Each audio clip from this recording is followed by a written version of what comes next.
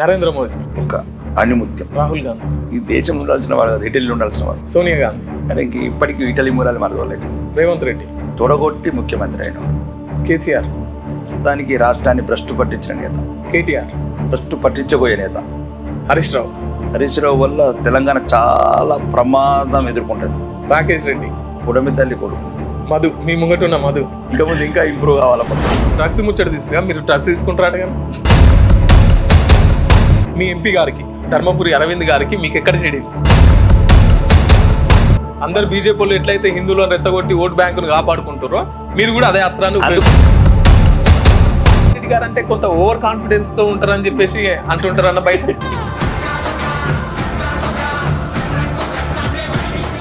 మా ఆర్మూర్కి డబ్బు తీసుకొస్తే మీరెందుకు ఉండవద్దు అధ్యక్ష? మాకు బస్ డిపోలు వద్దు, బస్సులు వద్దు, బస్ స్టాండ్లు వద్దు. ఎట్లా ఉంది తెలంగాణ కాంగ్రెస్ పరిపాలన? 2 సంవత్సరాలు అవుతుంది కదా.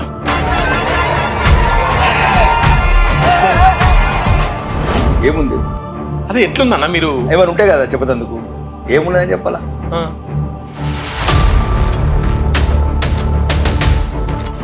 దానికి మొత్తం ప్రజల్ని సోమరిపోతులు చేయడం, ఇంకా 2 సంవత్సరాల నుంచి వచ్చిన ఆదాయాన్ని దాచుకోవడం. సో ఇంత ముందుకున్న కేసీఆర్ 10 ఏళ్ల పాలన బాగుందా, ఇప్పుడున్న 2 ఏళ్ల కాంగ్రెస్ పాలన బాగుందా అంటే ఏం చెప్తారన్నా? అప్పుడేమో దొరల పాలన, ఇప్పుడేమో దొంగల పాలన.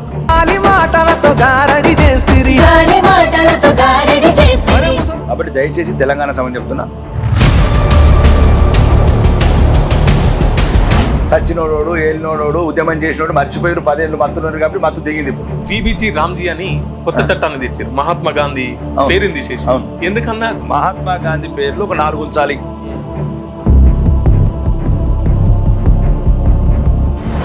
మార్చ్ 31, 2026 మీకు ఈ డేట్ చెప్పంగానే గుర్తుకొచ్చి ఉంటది. మావోయిస్టులను నిర్మూలిస్తాం అని చెప్పేసి మాట్లాడుతున్నారు.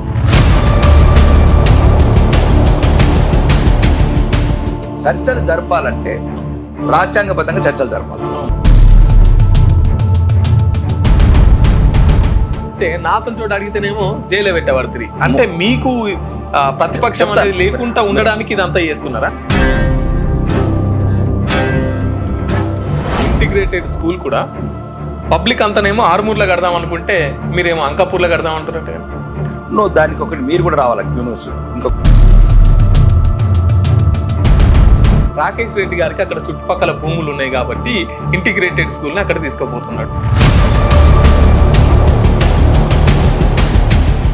నమస్తే, వెల్కమ్ టు క్యూనిస్. నేను మీ మధు. మిత్రులారా, ప్రస్తుతం మన ముందున్న వ్యక్తి తెలంగాణ రాజకీయాల్లో అతి తక్కువ సమయంలోనే తన విధానాలతో, తన శైలితో, తన మాటలతో టాప్లో దూసుకుపోతున్నటువంటి వ్యక్తి ఆర్మూర్ ఎమ్మెల్యే పైడి రాకేష్ రెడ్డి గారు ఉన్నారు. అన్న నమస్తే. నమస్తే మధు. బాగున్నారా అన్న? సూపర్. ఎట్లా ఉంది తెలంగాణ కాంగ్రెస్ పరిపాలన? 2 సంవత్సరాలు అవుతుంది కదా. ఏముంది? అదే ఎట్లుందన్న మీరు? ఏమైనా ఉంటే కదా చెప్పదందుకు. ఏమున్నదని చెప్పాలా? ఏం చేసిరని చెప్పాలి. 2 సంవత్సరాల నుంచి వాళ్ళు ఏమున్నది? 6 గ్యారెంటీలు అమలు చేసినామని ఒక బస్సు కొన్నాడా? ఉన్న బస్సులో ఎక్కించిండే అయిపోయి. డ్రైవర్ని కొత్త రెగ్యులేషన్డా? ఆ డ్రైవర్లకు అప్పులు తెచ్చుకుని జీతాలు ఇస్తున్నాడు, డీజిల్కి అప్పులు తెచ్చుకుని జీతాలు ఇస్తున్నాడు. రోజు ఆర్బీఐకి ఒక ఇండెక్స్ పెట్టేది 2,000 కోట్లు తెచ్చేది, వారంకో 2,000 కోట్లు. రేవంత్ రెడ్డి ఇంట్లోకి వెళ్ళి ఇస్తున్నట్టు ఉచిత బస్సుకు. మొత్తానికి మొత్తం ప్రజల్ని సోమరిపోతులు చేయడం, ఇంకా 2 సంవత్సరాల నుంచి వచ్చిన ఆదాయాన్ని దాచుకోవడం. ఏమైనా ఇప్పుడు విదేశాల్లో పెట్టుబడులు పెట్టుకోవడం. అవి దావోస్ అంటే కదే కదా మరి పెట్టి ఇలా పోతున్నాడు కదా. ఇప్పటికి 3 సార్లు పోయింది. ఏమంచింది? మన నచ్చింది.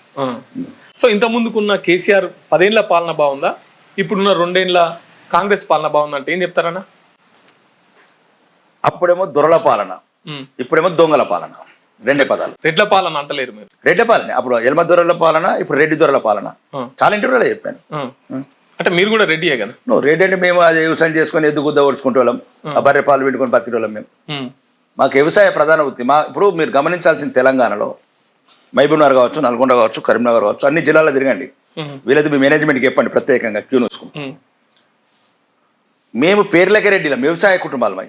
మా ఆడవాళ్ళు కూడా పోయి వ్యవసాయము, కలవటము, కొయ్యటము, నాట్లేయటము, ప్రతి వ్యవసాయ పని సామాన్యులు మిగతా వాళ్ళు ఎట్లా చేస్తారు అట్లా చేస్తారు. మా రెడ్డిలల్లో, మా కుటుంబాలల్లో. వాళ్ళేమో రెడ్డి దొరలు, రేవంత్ రెడ్డి వాళ్ళు. అంటే జనరల్ సింపుల్ ఉదాహరణ. తెలంగాణ 2 రెడ్డి దొరలు, రెడ్డి మామూలు వ్యవసాయదారు రెడ్డిలు, కాపు రెడ్డిలు అంటారు. ఇప్పుడు మమ్మల్ని ఏమంటారు, గురెడ్డి కాపు. ఇది తెలంగాణ సమాజం తెలుసుకోవాల్సింది ఒక పాయింట్ ఉంది. ఈ కాపుల పేరు మీద రెడ్డిలు మమ్మల్ని మోసం చేస్తున్నారు. మేము ఎప్పుడు కూడా రెడ్డిలం కాలేదు, పేర్లకు రెడ్డిలం మేము. కానీ మా జీవన విధానం అంతా మామూలు సామాన్య బీసీలు ఎస్సీలు ఉంటారు, వాళ్ళకన్నా ఘోరంగా కూడా ఉంటుంది. ఓలా టెక్సీ నడిపించాడు రెడ్డే, హోటల్లో పనిచేసేటోడు రెడ్డే, ఏటీఎం సెక్యూరిటీ గార్డ్ కూడా రెడ్డే. కానీ ఆ రెడ్డిలు ఈ రెడ్డిలు అనుకున్నారు, మళ్ళీ రేవంత్ రెడ్డి, ఆ రెడ్డి, ఉత్తమ్ కుమార్ రెడ్డి గీళ్ళు అనుకున్నారు. మీరు ఎక్కడైనా గమనించండి, ఇది నేను చెప్తున్న నిజాం పాయింట్. కాకపోతే నిజ నిర్ధారణ కమిటీ వేయండి. ఇప్పుడు మా దగ్గర ఉన్నారు 50 నుంచి వెళ్ళిన రెడ్డిలు వేరు. మేము మొన్న వచ్చినాం, మేమంతా ఒక రకంగా సామాన్య కుటుంబంకి వెళ్ళి వచ్చి వ్యవసాయం గురించి గల్పుల బదులు పడి బతుకుబడి ఏదో వచ్చి ఎమ్మెల్యే అయినాం. మాకన్నా ముందు చౌటుపల్లి హనుమంత్ రెడ్డి, కేఆర్ గోవింద్ రెడ్డి, సురేష్ రెడ్డి, మైపాల్ రెడ్డి, అన్నపూర్ణ రెడ్డి, ఇట్లా సురేందర్ రెడ్డి, ప్రశాంత్ రెడ్డి, సంతోష్ రెడ్డి, వీళ్ళు రెడ్డిలు. మీరు ఎప్పుడైనా నిజ నిర్ధారణ కమిటీ అయ్యండి. మేము వ్యవసాయము ఎద్దును ఓడ్చుకుంటా వ్యవసాయం చేసుకుంటా చేసేవాళ్ళము, బర్రె పాలు గేదె పాలు పిండుకొని బతికేటోళ్ళం. ఆ రెడ్డిలకు మా రెడ్డిలకు పెట్టిన రెడ్డి దొరలు, మేము కాపు రెడ్డిలం. కొండరెడ్డిలు ఉంటారు, పో అక్కడ చూస్తే అర్థమవుతుంది. ఎక్కడ మన్యం కొండరెడ్డి, నా పేరుకే రెడ్డి. మళ్ళీ మిగతా ఇంకా మా గిరిజనులు. కాబట్టి దయచేసి తెలంగాణ సమాజం చెప్తున్నా, మమ్మల్ని వాళ్ళతో అంటగట్టకండి. మేము మీతోనే ఉంటాం, సామాన్యులతో ఉంటాం, హిందువుల్లాగా ఉంటాం, కలిసి బతుకుదాం, కలిసి ఉందాం భారతీయుల్లాగా. ఎట్లా ఉందన్న అసెంబ్లీ ఫీలింగ్? ఏమన్నా ఉంటాయి కదా అసెంబ్లీలో, ఏమన్నా ఆ నీడు తిట్టుకున్నాడు, నాడు తిట్టుకున్నాడు. ఇప్పుడు 2 ఏళ్ళ నుంచి ఇప్పుడు వచ్చినాడేమో పాతలు తిట్టిండు, నువ్వు అది చేసినావు, ఇది చేసినావు, నువ్వు యాదాద్రిలో 8,000 కోట్లు తిన్నావు, కాళేశ్వరంలో 1,00,000 కోట్లు తిన్నావు. మళ్ళీ వచ్చినాడు ఈయన తిడతాడు, నువ్వు ఫ్యూచర్ సిటీలో 50,000 కోట్లు తిన్నావు. ఇక తిట్టుకోవడానికే సభ, తెలంగాణ ప్రజలను మోసం చేయడానికి. చెప్పు కదా, ఓకే ఏం చేసారో చెప్పు మధు, నేను అడుగుతున్నా కదా. ఒక ఎయిర్పోర్ట్ కట్టారా, ఒక ఏదైనా రింగ్ రోడ్ వేసారా, ఏదైనా కొత్త బ్రిడ్జ్ కట్టారా, పెద్దది ఏదైనా 10 కోట్లు తెలిసాడు, 3 లక్షల కోట్ల బడ్జెట్, 5 లక్షల కోట్ల అప్పు, ఏం కట్టినో చెప్పమని 8 లక్షల కోట్ల. ఇప్పటికి వాళ్ళు ఇది చేసినామని చెప్పమని నువ్వు చెప్పు, వాళ్ళకి తెలియకపోతే మత్తులు ఉండరు, అవినీతి మత్తులు. మీరు చెప్పండి, రుణమాఫీ చేసినామంటారు, తర్వాత అదొక దొంగ వాగ్దానం. అది మొత్తం ఇప్పుడు ఇందిరా మిల్లు కేంద్ర ప్రభుత్వం, రాష్ట్ర ప్రభుత్వము 2 భాగస్వామ్యంలో కడుతున్నాం. ఇంతకుముందు లేదా? ఆ దొర అప్పుడు తాగి పడుకున్న దొర మర్చిపోయిండు, సౌదీ షేక్ అయినా అనుకున్నాడు. ఆ కుటుంబం కూడా ఏదో మేము కింగ్స్ ఫ్యామిలీ అనుకుని మర్చిపోయారు పేదల్ని. సచ్చినోడు, ఏలినోడు, ఉద్యమం చేసినోడు మర్చిపోయారు. 10 ఏళ్ళు మత్తున్నారు కాబట్టి మత్తు దిగింది ఇప్పుడు. ఓకే సరే, విబిజి రామ్జీ అని కొత్త చట్టాన్ని తెచ్చారు, మహాత్మా గాంధీ పేరుని తీసేసి. అవును, ఎందుకన్నా ఇంత ముందుకు ఉన్నట్టే ఉంటే వచ్చిన ఇబ్బంది ఏంది? ఇంకా చాలా తీసేయాలి మహాత్మా గాంధీ పేర్లు. ఎంతగానో ఎందుకు రాముడు ఉంటేనే చట్టాలా? రాముడు ఉంటేనే. నేను అదొకటి చెప్తాను, ఇది మంచిగా వినాలా మీరు కూడా. ఈ దేశంలో మాక్సిమం పేర్లు తీసేయాలి. గాంధీది, నెహ్రూది, ఇందిరాగాంధీది, రాజీవ్ గాంధీది. నేను చెప్తాను, కొంతమంది కొన్ని చోట్ల ఉంచాలా. ఇప్పుడు ఢిల్లీ ఉంది, ఇందిరాగాంధీ అంతర్జాతీయ విమానాశ్రయం, ఓకే. ఇంకోటి ఎన్నో ఉంది, రాజీవ్ గాంధీ. చల్ కుటుంబానికి 1, 2, 3. 6,000 పేర్లు ఎందుకండి? రాజీవ్ గాంధీ స్వాతంత్ర సమరం చేసిండా? 6,000 పేర్లు ఉన్నాయి, 6,000 పేర్లు ఉన్నాయి. ఏంటి ఇవన్నీ? ఇప్పుడు నీకు స్వాతంత్ర ఉద్యమంలో పెద్ద మనిషి ఒక్కడే పాల్గొని అడిగి లేరా? సరే పేర్లు నేను మళ్ళీ దాని గురించి వస్తాను, నేను సబ్జెక్ట్ చెప్తా, దానికి చెప్తాను నేను, దానికి మళ్ళీ నీకు చెప్తాను, దానికి చెప్తాను నేను. దాన్ని ఇబ్బంది పడకండి. పేర్లు అంటే మహాత్మా గాంధీ పేర్లు ఒక 4 ఉంచాలి. ఒకటి మద్రాసులో, సౌత్ ఒకటి, ఈస్ట్ ఒకటి, నార్త్ ఒకటి, 4 దిక్కులు 4 పేర్లు ఉంచుర్రి. మంచి యూనివర్సిటీలకు, రీసెర్చ్ సెంటర్లకు పెట్టండి, తప్పలేదు. ఆడ బాపు గారు పెట్టలేదా? ఓలా నచ్చిన ఆడికి తోలుకపోతున్నాం, బాపు గారికి తీసుకుపోతున్నాం. నేను అనేది ఎందుకంటే గాంధీ పేర్లు ఇన్ని గానం. ఇక మా కోళ్ళు లేడా? ఇక వీళ్ళే, ఇక రాణి రుద్రమదేవి లేరు, పల్నాటి చరిత్రలు లేవు, శాతవాహనులు లేరు, శాలివాళ్ళు లేరు, భారతదేశం చరిత్ర లేదు. వీళ్ళు పుట్టినాకనే ప్రపంచం. మీరు వాళ్ళ పేర్లు పెట్టట్లేదు కదా, ఏమున్నా రాముడు, కృష్ణుడు. మళ్ళీ అదే చెప్తున్నా, రాముడు దానికి వస్తాను అన్న జయరామ్జీ కదా. ఒక్కటే ఏమైందండి ఇక్కడ, భారతదేశంలో ముస్లిమ్స్ సలాం వాలేకుం అనే గౌరవప్రదం, తప్పలేదట. ధర్మం క్రిస్టియన్స్ లార్డ్ ప్రేస్ వాళ్ళు ప్రైజ్ లార్డ్ అంటారు, ప్రైజ్ లార్డ్ తప్పలేదు. ఇవన్నీ 2 పదాలు తర్వాత వచ్చినాయి. ఈరోజు గ్రామీణ ప్రాంతాలలో దేశం అంతా ఒక విస్తృతంగా వ్యాప్తి చెందుతున్నాయి పదాలు. కానీ ఇది ఒక మూలాలు ఉన్న దేశం. ఈ మతాలు పుట్టకముందే ఒక సనాతన ధర్మం ఉంది ఈ దేశంలో. 6,000 సంవత్సరాల క్రితమే హిందూ సివిలైజేషన్ అయిన దేశం ఇది ఒకటే ప్రపంచం లోపల. మీరు ఒకసారి గమనించండి మధు, మంచి క్వశ్చన్స్ అడుగుతున్నావు ఈరోజు, మంచి పోవాల సమాజానికి. 6000 సంవత్సరాల క్రితం హిందూ సివిలైన దేశం ఏదైనా ఉందంటే భారతదేశం ఒకటే. 2000 సంవత్సరాల కింద క్రిస్టియన్ వుడ్ అంటే మీరు జీసస్ ఆఫ్టర్ జీసస్ అనుకోండి. అంతకుముందు ఏ మతాలు నిబంధనలు మతాలు ఉన్నాయి. ఇస్లాం వచ్చి 1400-1500 ఇయర్స్. ఇది ఒక రకంగా ఈ దేశ సంస్కృతిని మరుగునపరుస్తున్నారు కొందరు కావాలని. దీంట్లో 90% మంచి వాళ్ళు ఉంటారు. మళ్ళీ ఏదో ఒకటి గమనించాలా ప్రజలు, ముస్లిమ్స్ క్రిస్టియన్స్ 90% మంచి వాళ్ళు ఉంటారు. ఈ 10 మంది వెదలుతున్న సమస్య. గ్యాస్ సిలిండర్ ఇచ్చిండు జీసస్, లేకపోతే నా భుజం మీద చేతేసి మాట్లాడిండు, ఇవన్నీ మాట్లాడి ఆ మతం మీద ఉన్న గౌరవం కూడా కోరుతారు కొందరు. ఆ మతంలో ఉన్న వాళ్ళు ఇస్లాంలో కూడా అట్లనే, హిందూ మతంలో కూడా అట్లా హిందూ మతం ఉంటారు. నేను చెప్పేది హిందూ మతంలో కొంతమంది 10% పేదవాళ్ళు ఉన్నారు. దొంగ బాబాలు చాలా మంది తయారు. అలా 10% చెప్తున్నా కదా, దొంగ బాబాలు ఉన్నారు. మళ్ళీ ఇవి మనం ఈ 10% ప్రోత్సహించద్దు. అది హిందూ మతమైనా క్రిస్టియన్ అయినా ఏ మతమైనా రైట్. ఉధృతంగా ఈ గ్రామీణ ప్రాంతాన్ని కలుషితం చేస్తున్నారు కొంత. ఒకప్పుడు భారతదేశ సంస్కృతి ఏముందంటే అది సౌత్ నార్త్ అనుకోండి, ఒక్కొక్కటి చోళులు పాండ్యని ఒక డిఫరెంట్ పెద్ద చరిత్ర అయితే పక్కన పెడతాం. ఇప్పటికి కూడా మీరు మహారాష్ట్ర మిగతా రాష్ట్రాలకు పోతే, ఇప్పుడు మా దగ్గర నిజామాబాద్ బోధను ఈ ప్రాంతాలలో రామ్జీ అంటారు. రామ్జీ అంటే ఎట్లయితే సలాం వాలేకం అని ఈ పదం మర్చిపోతున్నారు. భారతదేశం మూలాలు పోయినప్పుడు ఉండదు ఈ దేశం. ఇవన్నీ విదేశీ మతాలు. విదేశే. తల్లిపాలే ఏమంటారు అవి, పాకెట్ పాలు అవి పాకెట్ పాలు, ఇవి తల్లిపాలు. కాబట్టి భారతదేశంలో ఉన్న భారతీయులని ఒక రకమైన మళ్ళీ కనెక్ట్ చేయడం, అది అనుకోకుండా వచ్చింది ఆ పదం. ఇంకా ప్రజానికి పెట్టాలంటే ఇప్పుడు ఇన్ని స్కీములు తీసినాం, వాజ్పేయి గారు కావచ్చు, నరేంద్ర మోదీ కావచ్చు. ఇప్పుడు వీళ్ళు తీసినవన్నీ రాజు వికాసాలు ఆ వికాసాలు అన్నీ అవే ఉంటాయిగా. ఓకే, భారతదేశంలో ఒక నరేంద్ర మోడీ స్కీమ్ ఒకటి ఉందా, ప్రధానమంత్రి ఆవాస్ యోజన, ప్రధానమంత్రి గర్భిణీ యోజన, స్వరాజ్ యోజన, ఇట్లా ఉంటాయి తప్ప ఎక్కడ కూడా నరేంద్ర మోడీ ఇట్లాంటి పదాలు ఉంటాయి. కాబట్టి ఆ పదం అట్లా ఆ రకంగా. ఇప్పుడు మీరు క్రిస్టియన్లు ముస్లింలు భారతీయులు కాదంటారా? 100% బాధితులు. అసలు మళ్ళీ అదే అంటున్నా కదా, నేను అనేది ఏమంటే గ్రామీణ ప్రాంతాలలో ఒక రకమైన ఈ రెండు బాగున్నాయి. ఇప్పుడు ఒకటి మీకు ఫస్ట్ ఈ దేశంలో ఇస్లాం లేదు, 9th సెంచరీ అటు స్టార్ట్ అయింది. అప్పుడు గరీబ్ నవాబ్ అని ఒకతను వచ్చేసి ఆ టైంలో ఏదో మతం మార్చిండి. అప్పుడున్న బలహీనతలు కావచ్చు, అప్పుడున్న కాలాన్ని బట్టి కావచ్చు, మనం గతాన్ని తీసుకురాలేము. ఆ సినిమాలలో తీసుకురావచ్చు, అది ఆదిత్య బాలకృష్ణ సినిమాలో ఆడు పాతది వెనకకి తీసుకొస్తాడు, మనం చరిత్రను తీసుకురాలేము. అప్పుడు జరిగిన సంఘటనలలో హిందువులను మత మార్పిడి చేయడం చేసినట్టు అయ్యారు. సుమారు అప్పుడు 40 లక్షల మందిని వేసారు. వాళ్ళు ఇప్పుడు 40 కోట్ల మంది అయి కూర్చున్నారు. తప్పేమున్నది? రెండోది నేనే అది దారుణంగా పెరుగుతున్నది. ఇప్పుడు 6% 20% ఎందుకైంది? 88% 78% ఎందుకైంది? ఎట్లా పెరుగుతుంది? ఎట్లా క్యాలిక్యులేట్ చేస్తున్నారు? పెంచుకుంటారు. మళ్ళీ పెంచుకుంటారు. హిందువులు కూడా పెంచుకోవాలా? సంఖ్యనే కదా. ఇప్పుడు నీకు ఓటు ఎత్తే గెలుతావు, నువ్వు 10 ఓట్లు ఆడేయబట్టి 4 ఓట్లు నువ్వు పెడుతుంది, మరి ఎక్కడికి వెళ్తావు నువ్వు? నేను అనేది అంటే వాడు ఆపి ఇప్పుడు ఇందిరాగాంధీ మాకే ఎందుకు చెప్పాలా, హమ్ దో హమారక్ దో అలాగే చెప్పకపోయా, అది వాళ్ళ కులం వల్లనే, వాళ్ళ కులం వల్లనే. వాళ్ళ కులమేనా ఇందిరాగాంధీ? మరి గాంధీ ఆమె అలా పేరు గాంధీ, అదే మీరు చెప్పాలి. మరి నేను మీరు చెప్తున్నాం కదా. ఇప్పుడు మళ్ళీ ప్రియాంక గాంధీ కొడుకు కూడా మళ్ళీ బేగ్ వాళ్ళ కులం వాళ్ళు అది చేసుకుంటారు. ఈ మా వాళ్ళకి పనికిరాళ్ళకి తెలగ బాధ ఉన్నది. ఇప్పుడు నినాక మొన్న రహమాన్, వాడి పేరు రెహమాన్ కాదు, ఈ రెహమాన్ కాదు, రెహన్ అని ప్రియాంక గాంధీ కొడుకు పేరు. మాల కులంలో ఆమె చేసుకుంటుంది బేగ్ని. తప్పేముంది అంటున్నా, వాళ్ళు ముస్లిమ్స్ కాబట్టి ముస్లిం చేసుకుంటారు. మా వాళ్ళకి సరిగ్గా తెలియదు, పిస అవుతారు ఆ పోలింగ్ పుత్తుకోగానే. మా గాంధీ మీ గాంధీ, ఉన్న గాంధీ ఎప్పుడో వీకిండు. కాబట్టి నేను చెప్పేది ఏంటంటే, ఒకటి రామ్జీ అనటం తప్పు లేదు, అదొక అంశం, ఒక అస్తిత్వం. 1000 స్కీములు 10,000 స్కీములు ఉన్నాయి, మేము మొత్తం అన్నిటికేం పెట్టలేదు. అది కూడా మీద బడ్జెట్ పెంచుతూ రాష్ట్రం మీద ఎక్కువ ఏమంటారు, ఇప్పుడు ఇంత ముందుకు 10% ఉండే, ఇప్పుడు 40% అయింది, రాష్ట్రం మీద అధిక భారం పడుతున్నది అంటున్నారు కదా. రాష్ట్రాలు కూడా ఒకటే లేదు, ఇప్పుడు చాలా ఉన్నాయి. సిఆర్ఎఫ్ ఉన్నాయి, అవి ఉన్నాయి. అందులో ఒకటి ఏంటంటే, ఈ రోజు కూడా మీకు చెప్తున్నా, ఈ రామ్జీ విబిజీ రామ్జీ వికసిత్ భారత్, ఇంకా ముందు ఏదో అది మనం కూడా దాదాపు అయింది మళ్ళీ ఒకసారి, రోజ్గార్ భారత్.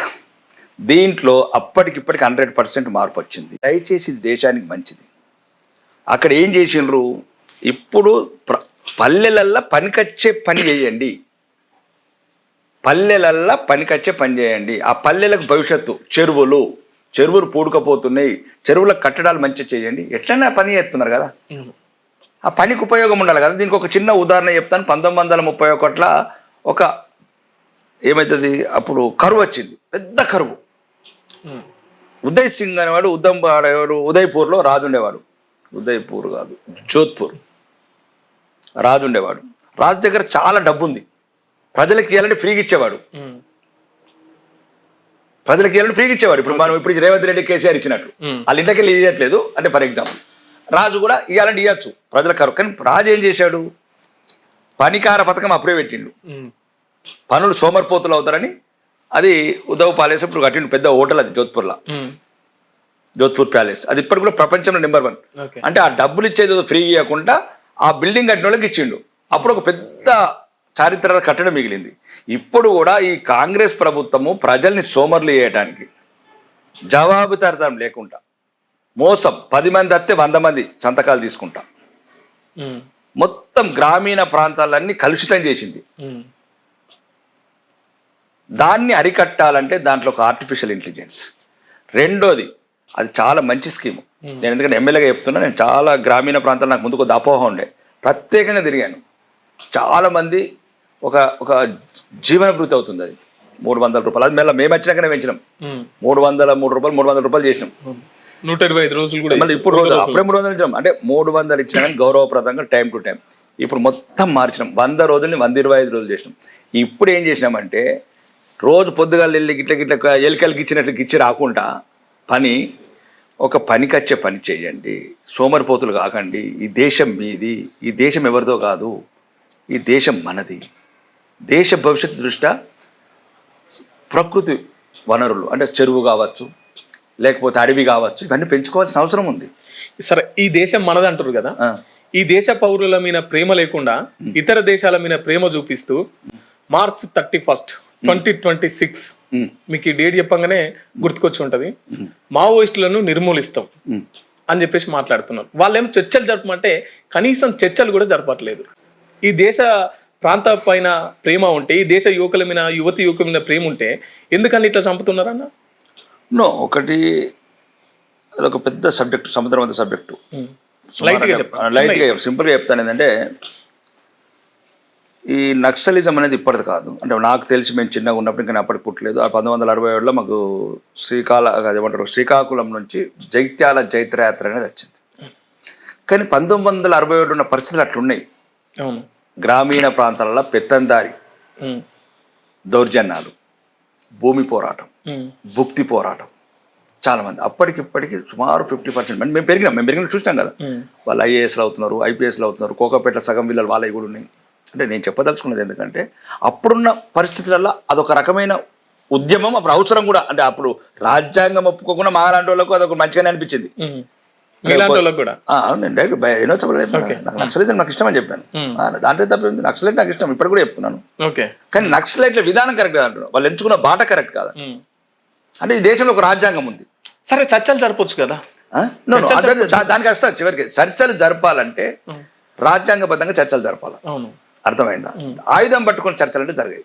ఇప్పుడు నేను తుపాకీ పెట్టి ఇక చర్చలు చేయండి, ఒక ఆఫీసర్ వచ్చి కూర్చున్నావు, అని ఎంతసేపు తుపాకీని చూడతాడు తప్ప చర్చలు చూడాడు కదా. చూడాడు.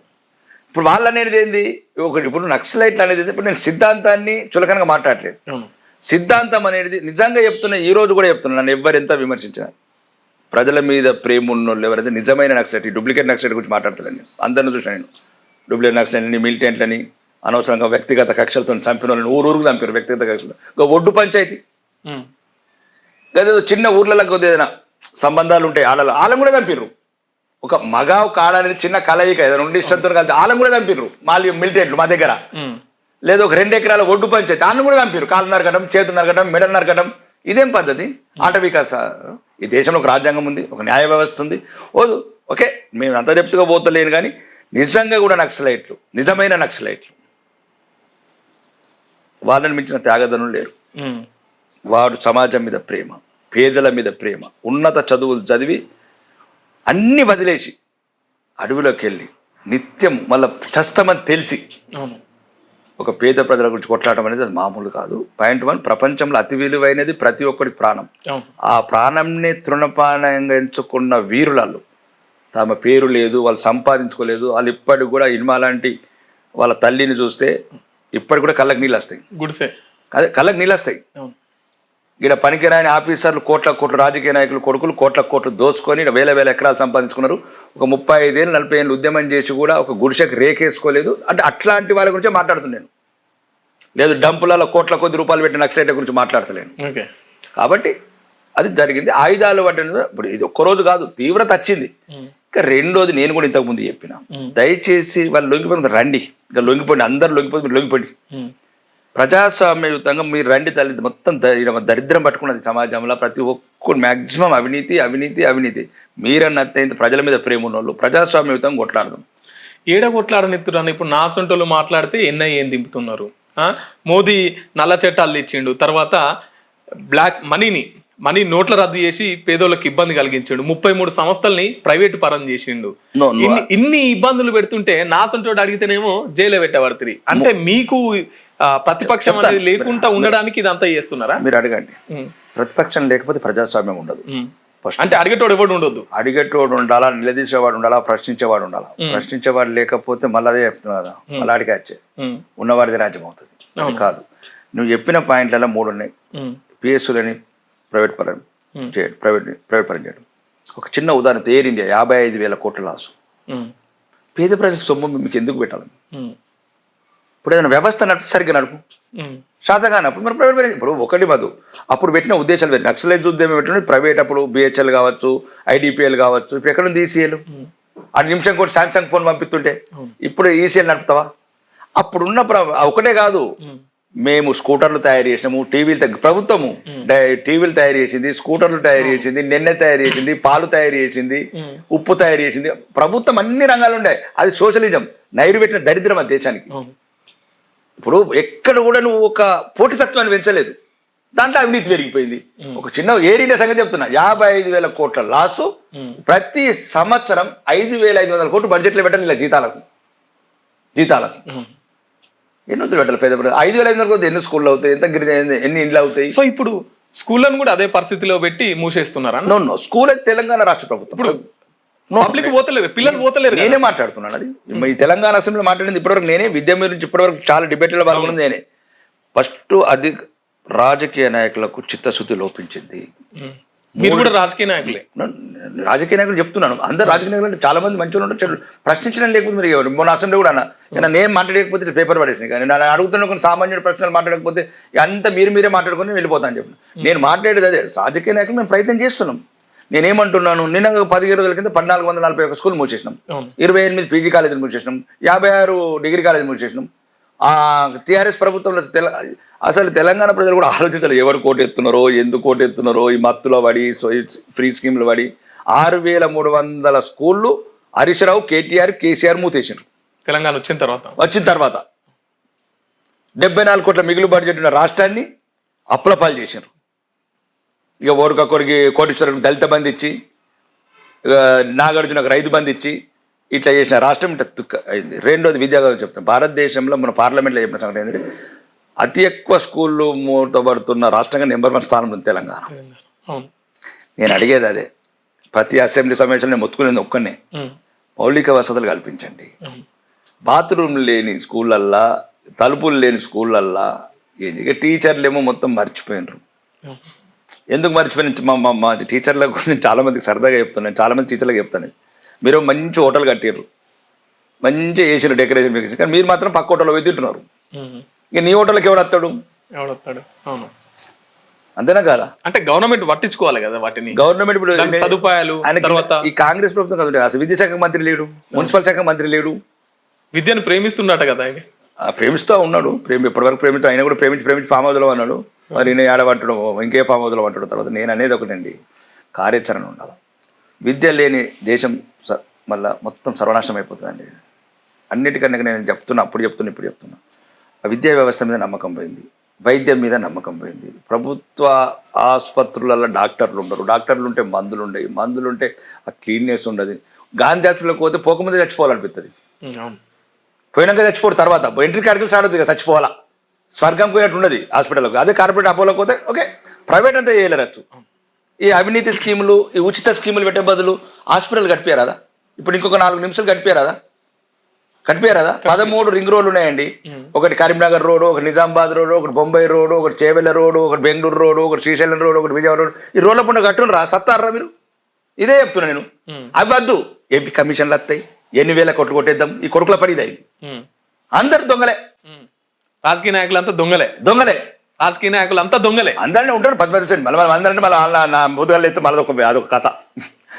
ఆడొకటి ఈడొకటి వారేంట్లే. ఇప్పుడు చెప్పు, ఇప్పుడు తెలంగాణ వచ్చింది, 20 లక్షల కోట్ల బడ్జెట్ అయిపోయింది. అంటే ప్రతి సంవత్సరం 2 లక్షలు 7,50,000. అమ్మ పెద్ద ప్రపంచ మీద ఉండే కేసీఆర్ గారు, మాజీ ముఖ్యమంత్రి. ఆయన అల్లుడు మేనల్లుడు, వాళ్ళంతా తెలుగులో ఇది ప్రపంచంలో పుట్టలేదుగా. అలా అల్లుడు మామ పుట్టినట్లు ఊళ్ళు పుట్టలేదు ఈ దేశంలో. బాగా దిద్ది దిద్ది దిద్ది లాస్ట్కి 8 లక్షల కోట్లు అప్పు పెట్టిపోయారు. 20 లక్షల కోట్లు ఎటు విగినాయో, మళ్ళీ అచ్చలకి లాస్టులు చూస్తే లక్షల కోట్లు పెరిగినాయి. అంటే మీరు ఒక అప్పే చూస్తున్నారు, అభివృద్ధి చూస్తలే. అభివృద్ధి ఉంటే కదా. ఏమన్నా చెప్పు, అభివృద్ధి ఎయిర్పోర్ట్ కట్టిండా కేసీఆర్? చెప్పు కదా నువ్వు. అవుటర్ రింగ్ రోడ్ వేసిండా? సచివాలయం అవుటర్ రింగ్ రోడ్ వేసిండా? సచివాలయం కట్టి అవుటర్ రింగ్ రోడ్ వేసిండా? సచివాలయం ఒక బిల్డింగ్ కట్టు. రైతు అపర్ణ సుబ్బారెడ్డికి చెప్తే ఆడే కట్టేస్తారు రేపు పొద్దుగాల. 100 అంతస్తులు కడుతున్నాడు. ఈ అవుటర్ రింగ్ రోడ్ చూడు, ఒక్కొక్కడు 100 అంతస్తులు కడుతున్నాడు. ఇక 3 అంతస్తులు కడతాం, ఇది కావాలా బోడిగాడిగా. ఇప్పుడు కాంగ్రెస్ కు ప్రతిపక్షం బీఆర్ఎస్ బీజేపీ? బీఆర్ఎస్ అది ముక్కలవుతున్న పార్టీ, ఇంకా కనుమరుగవుతున్న పార్టీ. ఇప్పుడే చూసుకోండి, అది టైటానిక్ పడవలాగా ఇప్పుడే చూసుకోండి. కొంత రూపం ఉంటే తర్వాత రాసి పెట్టుకో. 2028, 29 ఎలక్షన్లల్లా నామరూపాలు లేకుండా పోయే party ఏదన్నదంటే BRS party. Bharatiya Janata party అది దేశం గురించి, ఈ ధర్మం గురించి, ఈ ప్రజల గురించి పుట్టిన పార్టీ. ఈ సంస్కృతి, అది కుటుంబాల గురించి, ఫ్యామిలీ గురించి పుట్టిన పార్టీ కాదు. గాంధీ గురించో, రావు గురించో, రెడ్డి గురించో పుట్టిన పార్టీ కాదు. దేశం గురించి, ధర్మం గురించి పుట్టిన పార్టీని అయోధ్యలో ఓడగొట్టిరా పబ్లిక్. తప్పలేదు, దట్ ఈస్ గేమ్. ఓడాలి. ఎన్నిసార్లు ఓడితే మంచిగా మనిషి రిఫ్రెష్ అవుతాడు, ఆలోచనలు మారుతాయి. తప్పు చేశామా సరిదిద్దుకోవాలా. ఓటమి ఎప్పుడు ఇంకో పెద్ద విజయానికి పునాది అవుతుంది. మధు, నువ్వు కూడా చాలా, నేను ఒక 1000 అవమానాలు పొందిన తర్వాత ఎమ్మెల్యే అయ్యాను. 1000 ఓటమిలు పొందాను, అవమానాలు పొందాను పుట్టిన నుంచి. ఎంత అదే అంత స్ట్రాంగ్ ఉంటుంది బాడీ. ఎందుకు మాట్లాడుతుంది ఇంత నన్ను ఏం చేస్తారు వీళ్ళు? చెప్పానండి, ఒక హాస్పిటల్ కట్టినరా? అట్లే ఇప్పుడు ఒక హాస్పిటల్ కట్టినరా? చెప్పు కదా. ఉస్మానియా ఈడు కట్టిండా? గాంధీ కట్టిండా? ఈడు కట్టిండా? అవును, ఇంత ముందు కట్టిండు, ఈడు కట్టి. చెప్పు కదా ఒకటి.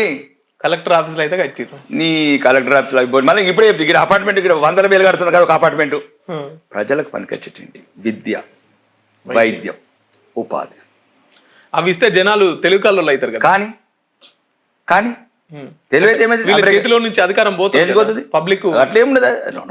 వీళ్ళు తెలివి. ఇప్పుడు ఒకటి, ఈ తెలివైన ఓటు ఎత్తలేడు, ఆడ గురించి పెట్టుకుంటున్నారు మీరు. సరే, వీడు తింటాడు పంటాడు, పోలింగ్ బూత్కి రానోడు, వీడి గురించి మాట్లాడుతున్నాడు. వాడు పాపం గ్రామీణ ప్రాంత ప్రజలని ప్రేమించండి. ఇంకా హైదరాబాద్ కన్నా గ్రామీణ ప్రాంతాలు 100 సంవత్సరాలు వెనుకబడి ఉన్నాయి. విద్య గురించి కొట్లాడుతున్నారు, వైద్యం గురించి కొట్లాడుతున్నారు, ఉపాధి గురించి కొట్లాడుతున్నారు. ఎందుకు వచ్చింది రామ్జీ కదా? ఉపాధి లేకనే కదా. గీడ 7 లక్షల కోట్లు ఎందుకు రేవంత్ రెడ్డి? ఇంతకుముందు చెప్పిండు పగటి కలర్ అన్నాడు, బంగారు తెలంగాణ, మళ్ళీ తుప్పు పట్టిన తెలంగాణ ఇచ్చిపోయిండు. నువ్వు మళ్ళీ సిలుం పట్టిన తెలంగాణ ఇచ్చిపోతావు ఎట్లా? మాకు రైజింగ్ తెలంగాణ అంటున్నాడు. క్రైయింగ్ తెలంగాణ. లంబాడి తండలల్లా, గోండు తండాలల్లా ఇప్పటికి బిడ్డలు నమ్ముకుంటున్నారు. చూపు రండి, ఎవరన్నా రండి, కాంగ్రెస్ ఎమ్మెల్యేలు రెడీ, బస్ నేనే పెడతా, విలేకరులు రండి, అడు చూపిద్దాం. నిజామాబాద్ జిల్లాలో ఏం అభివృద్ధి ఏంది చూపించండి. 100 సంవత్సరాలు ఒక ప్రాజెక్ట్ లేదు మాకు. నిజాం కట్టిన 1930 కట్టిన నిజాం షుగర్ ఫ్యాక్టరీ నాశనం చేసుకొస్తున్నారు. ఒక ఇండస్ట్రియల్ పాలసీ లేదు. ఇండస్ట్రీస్ ఎస్సీజన్లు ఇండస్ట్రీలు లేరు. మీ భూములు ఎక్కడ ఉంటాయో అక్కడ ప్రాజెక్టులు వస్తాయి. మీ భూములు ఎక్కడ ఉంటే అక్కడ ఫ్యూచర్ సిటీలు వస్తాయి. మీ భూములు ఎక్కడ ఉంటే మల్లన్న సాగర్ ప్రాజెక్టులు వస్తాయి, కొండపోచమ్మ సాగర్ ప్రాజెక్ట్. 2 సంవత్సరాలు అవుతుంది కానీ మీరు ఎమ్మెల్యే అయ్యి మీ ప్రాంతానికి, మీ నియోజకవర్గానికి ఏం చేసిరు? కొట్లాడి ప్రతిపక్ష ఎమ్మెల్యేలుగా ఉన్న గతంలో ఉన్న వాళ్ళందరూ కూడా కొట్లాడుతున్నా తీసుకొస్తున్నాం అని చెప్పి తప్ప తీసుకొచ్చేటోళ్ళు. ఇప్పుడు ఒక్కటి ఏమున్నదంటే, ఇప్పుడు ఆయన పేరు ఏంది, ముఖ్యమంత్రి రేవంత్ రెడ్డి గారు కుళ్ళ అన్నాడు. అందరు ఢిల్లీ పోతే దొంగ అంటున్నారు, చెప్పులు దొంగ అంటున్నారు, చెప్పులు అంటే అప్పులు పుడుతాయి. ఆ రకంగా ఉన్నది. రెండోది వచ్చింది దాటికి ఇక మా తెలంగాణ భాషలో కష్కే అంటుండ్రే చిన్నప్పుడు. అంటే చిన్న పిల్లలకు పాలు పోతుండ్రే. ఓడన దాన్ని వచ్చినాగానే ఖమ్మం దోసుకుపోతాడు ఒకడు. ఆ కష్కల కొద్దిగా పాలు వచ్చినాయి ఇంకొకటి నల్గొండ దోసుకుపోతాడు. ఇక పైప్ లైన్ పెట్టుకున్నాడు రేవంత్ రెడ్డి కోడంగల్కు. ఏదైనా పుస్తకం ఏదైనా నచ్చింది అనుకో పక్క పైప్ లైన్. అక్కడ చీఫ్ సెక్రటరీ రామకృష్ణరావు ఆనే కూర్చుంటాడు, సెక్రటరీలు అందరూ ఆనే కూర్చుంటారు. ఇక 3 పైపులు పెట్టుకున్నారు. ఫస్ట్ కోడంగల్, తర్వాత మహబూబ్ నగర్, తర్వాత నల్గొండ, ఖమ్మం, ఇంకా మిగిలిన సంకనాకపోతున్నాయి 30 జిల్లాలు. ఏం లేదు. అది ఉండగా ఒక ఇంటిగ్రేటెడ్, అది ప్రతిపక్షంలో ఒకరికి ఇచ్చి గంగలు పెట్టారు కొట్లాడితే విద్య గురించి. అంటే నేనన్నా చలో కొడంగల్ యాత్ర అమర నిరదీక్ష చేస్తాం కొన్ని సావరణ రావాలి రావాలని 200 కోట్లు ఒకటి ఇచ్చిండ్రు, టెండర్ అయిపోయింది. ఇక రోడ్స్ సరే, ఇంటిగ్రేటెడ్ స్కూల్ కూడా పబ్లిక్ అంతానేమో ఆర్మూర్లో కడదాం అనుకుంటే మీరేమో అంకాపూర్లో కడదాం అంటున్నట్టు కదా. దానికి ఒకటి మీరు కూడా రావాలి క్యూన్యూస్, ఇంకొక ఛానల్ అందరూ రండి, నేను బస్సు పెడతాను. మెజారిటీ పీపుల్స్ ఆర్మూర్లో కట్టమంటున్నారు. మళ్ళీ అదే చెప్తున్నాను, మెజారిటీ పీపుల్ అంకాపూర్ కాదు, మళ్ళీ మీకు చెప్పేది అదే. అవి కావాలని నేను బ్లేమ్ చేయడానికి టెక్నికల్ టీము లేదంటే నేను ఇప్పటికీ 3 సార్లు టెక్నికల్ టీం వచ్చింది. టెక్నికల్ టీం వచ్చి అక్కడ ఉన్నది అంకాపూరు, ఆర్మూరు, ఇసపెల్లి, రామచంద్రపల్లి, మునిపెల్లి 3 మండలాల మధ్యన మాకు 200 ఎకరాల ప్లేస్ ఉంది. 200 ఎకరాలు రోడ్ నుంచి కిలోమీటర్ లోపల.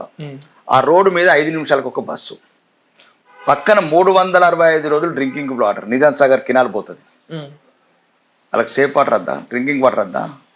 అంటే స్నానాలు చేయకుండా నందిపేట హాస్టల్ ఉన్నట్లు 8 రోజులు ఉండాలా పిల్లలు? నీకు ఎక్కడైతే వాటర్ ఉంటుందో అక్కడ ఫెసిలిటీస్ ఉండాలి. రెండోది, ఒక 4 కొండల మధ్యన గ్రీన్ లైక్ ఆర్చిల్ హిల్స్ లాగా ఒక గురుకుల్ ఎన్విరాన్మెంట్ ఉంది. అది కొనుక్కుంటే కూడా రాదు. అక్కడ అది ఆర్మూర్లో దిగి అక్కడ చిన్న గ్రామం ఉంటుంది, పిప్రి అనే గ్రామం నుంచి ఒక రూట్, సబ్ రోడ్. అక్కడ బస్సులు పోవు పోతే అప్పుడప్పుడు 3 గంటలు కూడా, ఇప్పుడైతే ఇంకా ఫ్రీ బస్సు చేసి 6 గంటలు కూడా పోతున్నది. ఆడొక 30 ఎకరాలు ఉంది, ఇక్కడ 200 ఎకరాలు ఉంది. ఆడ ఆల్రెడీ డిగ్రీ కాలేజ్ ఎప్పటి నుంచో మేము 50 ఏళ్ళు డిగ్రీ కాలేజ్ ఉంది, ఇంకా గురుకులకు 3-4 కాలేజీలు ఉన్నాయి. దీంతో పాటు 30 ఎకరాలు ఏం చేసినామంటే ఇంతకు ముందు మేము అప్లై చేసినాం. ఒకటి ఏంటంటే వ్యవసాయ మార్కెటింగ్ కమిటీకి 12 ఎకరాలు తుమ్మల నాగేశ్వర గారికి అప్లై చేసినాం. ఇంకొక 10 ఎకరాలు ఏమో స్టేడియం, ఎందుకంటే విద్యార్థులకు అక్కడ స్టేడియం లేదు, విద్యార్థులకు అది కావాలి. ఇది టోటల్ డిఫరెంట్ కాన్సెప్ట్. 5వ నుంచి 12th వరకు పిల్లలకు, చిన్న పిల్లలకు. అదంతా పీజీలు, గ్రాడ్యుయేషన్లు, వాళ్ళకి సంబంధించి ఒక స్టేడియం కావాలా, ఒక ఆడిటోరియం కావాలా, ఏం లేవు. ఈ 10 ఎకరాలు దానికి, 10 ఎకరాలు దానికి, ఇంకోటి ఒక ఇజ్రాయెల్ టెక్నాలజీ 30 ఎకరాలు అయిపోయింది. కానీ 200 ఎకరాలు ఫ్యూచర్లో ఎక్స్టెన్షన్ చేసుకోవచ్చు. రెండోది 360 డ్రింకింగ్ వాటరు. 4,000 మంది పిల్లలకి 8,000 మంది తల్లిదండ్రులు ఉంటారు. సాటర్డే సండే అత్తారు వాళ్ళ పిల్లలు చూడతందుకు. ఇక్కడ బస్ ఎక్కితే 5 నిమిషాలు పోవచ్చు. ఆర్మూర్ లెక్కు, నిజామాబాద్ లెక్కు, బోధన్ లెక్కు, డిచ్పెల్ లెక్కు, బార్కొండ లెక్కు, భీమ్గల్ లెక్కు. హైవే మీద కట్క కొడితే బస్ ఆగుతాడు. నువ్వు వాళ్ళ దిగాల, ఆటో పట్టుకోవాలా. 5వది ఏంటి చెప్పానని? 5వది ఏంటంటే రాకేష్ రెడ్డి గారికి అక్కడ చుట్టుపక్కల భూములు ఉన్నాయి కాబట్టి ఇంటిగ్రేటెడ్ స్కూల్ ని అక్కడ తీసుకుపోతున్నాడు. అదే చెప్పిన నేను కూడా. మా సీతక్క అడిగితే ఇప్పుడు మా బాపుది ఉన్నది ఒక 4 ఎకరాలడా, నీకు రాసిస్తా అని చెప్పిన. పుట్టింటి బిడ్డ కింద కట్టం కింద రాసి, ఇప్పుడు కూడా చెప్తున్నా నీకు. ఆ సీతక్కకి రాసిస్తా. ఎంత భూమి అక్కడ? 4 ఎకరాలే ముందు, 3-4 ఎకరాలు, 3 ఎకరాలు నాకు, 3 ఎకరాలు బిడ్డకు. అది ఎప్పుడో మా నాన్న కొన్నాడు, దానికి దీనికి సంబంధమే లేదు. అది కావాలని నన్ను బ్లేమ్ చేయాలని. నాకు అక్కడ కోల్డ్ స్టోరేజ్ ఉంది, మరి కోల్డ్ స్టోరేజ్ నన్ను ఊరుకో. ఇప్పుడు ఈ ఊరంతా ఏం చేయాలి? అలా పెద్ద మేడా ఉంది, ఏమవుతుందా? సరే, మీరు ఎలక్షన్స్ లో ఆడ ఓన్లీ ఒకటే మధు, పేదలు, ఎస్సీ, ఎస్టీ, బీసీ, మైనార్టీ పిల్లలు, అది ఇంటిగ్రేటెడ్. దాంట్లో ఆ ప్రశాంతమైన వాతావరణం, రవాణా సౌకర్యం ఉండి, 365 రోజులు తాగునీటి సౌకర్యాలు, ఒక మంచి ఎన్విరాన్మెంటల్ ప్రశాంత వాతావరణంలో చదువుకుంటే, ఉత్తరంగా గంగ ఉంది, పడమట కొండ ఉంది, తూర్పు రోడ్ ఉంది. ఆ పేద పిల్లలు మాలాగా ఎమ్మెల్యేలు కావాలా, కలెక్టర్ కావాలా, మీలాగా జర్నలిస్టులు కావాలా, ఒక మంచి వాతావరణంలో, ప్రశాంత వాతావరణంలో అన్ని సౌకర్యాలతో ఉండాలని తప్ప ఇంకెటువంటి 1% అట్లాంటి వాతావరణం ఉంటే ఆదిలాబాద్లో కూడా పెట్టచ్చు. నాకు 90 పల్లెలు నా ఊర్లే, అది అంకాపూర్ భూమి కాదు, అది 200 ఎకరాలు. ఈ 6 ఊర్లకు సంబంధించిన భూమి. జక్రాంపల్లి మండలం, మున్పల్లి ఏమో జక్రాంపల్లికి వస్తుంది, రామచంద్రపల్లి ఏమో ఆలూరుకి వస్తుంది, ఇసపల్లి ఏమో ఆర్మూర్కి వస్తుంది. ఇవన్నిటికి సంబంధించిన భూమి ఉందాడ. ఇది ఒక అపోహ. ఇదంతా ఈ రకమైన రాజకీయం చేయడం తప్ప ఇంకెటువంటి ఉద్దేశం లేదు. 90 ఊరు అయ్యే. ఓకే, మీరు ఎలక్షన్స్ లో నా సొంత నిధులతోని, సొంత డబ్బుతోని ఊరికి 10 ఇండ్లు కట్టిస్తామని చెప్పారు, రూపాయికే వైద్యం ఇస్తామన్నారు. ఇప్పుడు హాస్పిటల్ నడుస్తుందా? నేను అదే చెప్తున్నాను. ఇప్పుడు రెండోది ఏంటంటే, ఆ రోజు కూడా స్టేట్మెంట్ మళ్ళీ వెరీ క్లియర్గా చెప్పిన, ముఖ్యమంత్రి కోపం కాల్ చేసిన ప్రభుత్వం కట్టి. అప్పుడు మా దగ్గర ఏంటంటే, మేము మా మేనిఫెస్టోలో ఏంటంటే ఇల్లు కట్టుడు ఉండే, రాష్ట్ర కాంగ్రెస్ ప్రభుత్వం ఇల్లు కట్టుడు ఉండే. ఈయనదేమో డబుల్ బెడ్రూమ్ ఉండే, ఇంకా తర్వాత ట్రిపుల్ బెడ్రూమ్ కడతారు కేసీఆర్ తర్వాత. కానీ అప్పుడున్న స్కీమ్లలో మేమేం చెప్పినాం, ఎట్లనే మా ప్రభుత్వం ఉంది, ఒకవేళ ప్రభుత్వం కట్టకపోతే నా సొంత నిధులను కడతాను. ప్రభుత్వం కట్టకపోతే, ప్రభుత్వం కట్టదని నేను ఒక అండర్టేకింగ్ ఇవ్వన్నాను. నేను కడతానని చెప్పాను. గవర్నమెంట్తో కట్టించాను కదా ఇప్పుడు 3000 ఇల్లు. గవర్నమెంట్ ఒకవేళ విఫలమవుతే మీ సొంత నిధులతో కట్టి అదే చెప్పాను. గవర్నమెంట్ ఒకవేళ వాళ్ళు ఇవ్వకపోతే మీరు ఇస్తాను అంతే. సో మొన్న గ్రేటర్ హైదరాబాద్ మున్సిపల్ ఎన్నికల్లో బండి సంజయ్ గారు లెక్క వాళ్ళకి ఇన్సూరెన్స్ ఉంటుంది, మేము బండి ఇప్పిస్తాం అన్నట్టు. అది కాదు, నేను క్లియర్గా చెప్పానండి. ఇల్లు ఇప్పాలంటే అది ఇప్పుడు ఒక ప్రాంతంలో సుమారు కొన్ని 100 కోట్లతో అంత 100 కోట్ల తీసుకొచ్చి నేనేమి టాటా గాను, బిర్లా గాను, లేకపోతే రేవంత్ రెడ్డి కానీ, కల్వకుంట్ల కుటుంబం గాను, నేనేదో ఒక గల్ఫ్లో కష్టపడి వచ్చి ఈ స్థాయికి వచ్చాను. నేను పోరాడతాను. ఒకరు రాకపోతే ఒక 50 కూడా నా సొంత ఆస్తులు అమ్మేసి కట్టిస్తాను అనుకున్నాను. పోతే పోయింది, రాజకీయాలు ఉంటుంటాం, పీక్తాం. ఫస్ట్ అసెంబ్లీ సమావేశంలో మాట్లాడింది నేను. ఈ ఏది వాళ్ళ పేరు పెట్టుకున్నారో ప్రధానమంత్రి ఆవాస్ యోజన కింద ఇండ్ల కింద నేను మాట్లాడాను. ఫస్ట్ తెలంగాణతో మీరు ఇస్తారా ఇయ్యారా, మేము ప్రజలకు వాగ్దానం చేసినాం. దాని నిరంతరం అంటే గవర్నమెంట్ కూడా సీరియస్గా తీసుకున్నది, కేంద్ర ప్రభుత్వం కూడా నిధులు ఇచ్చింది కాబట్టి ఇల్లని ఊరికి ఇప్పుడు 10కి బదులు ఊరుకు 100 ఇల్లు అయినాయి. సరే, అందరు అడిగిన ప్రశ్నే, ఎక్కడో గల్ఫ్ కంట్రీలో డ్రైవర్ గా పనిచేసిన రాకేష్ రెడ్డి గారికి ఇన్ని కోట్ల ఆస్తులు ఎట్లా వచ్చినాయి? మరి అన్న అడగారు, నవ్వుతున్నారంటే అందరినీ మీ పిల్లలు చేస్తున్నారు అన్నట్టు. అంటే కదా ముఖేష్ అంబానీ అడగారు, అలా అయ్యా పెట్రోల్ బంక్ పనిచేసింది కదా. ఈయన రేవంత్ రెడ్డి అడగారు, మరి పెయింటర్ పని చేసిండు కదా, పెయింటర్ పని చేసిండు కదా.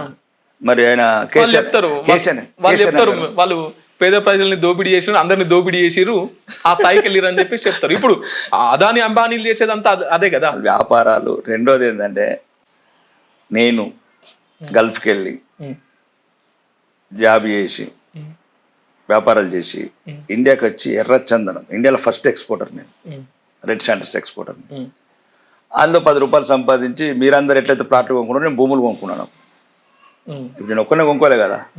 ఇప్పుడు ఇది ఉంది, 10,000కి ఎకరం ఉండి ఎవరో కొన్నాయినా అంటే నేను ఒక ఇల్లు, కానీ ఇది ఇప్పుడు 100 కోట్లకి ఎకరం అయింది, నేనేం చేయాలా? అందరు కొనుక్కుని నేను భూములు కొనుక్కున్నాను. ఇప్పుడు భూముల ధర పెరిగితే నేనేం చేయాలా? బంగారం ధర పెరిగింది, దానికి ఇప్పుడు నేను బంగారం కొనుక్కుని ఇప్పుడు కొనుక్కొని 20 ఏళ్ళు అయింది. ఇప్పుడు అది ఎంత 1,40,000 నువ్వు 1,40,000 ఇప్పుడు ఎందుకు పెట్టిన 10 తులాలు నేనేం చేయాలా?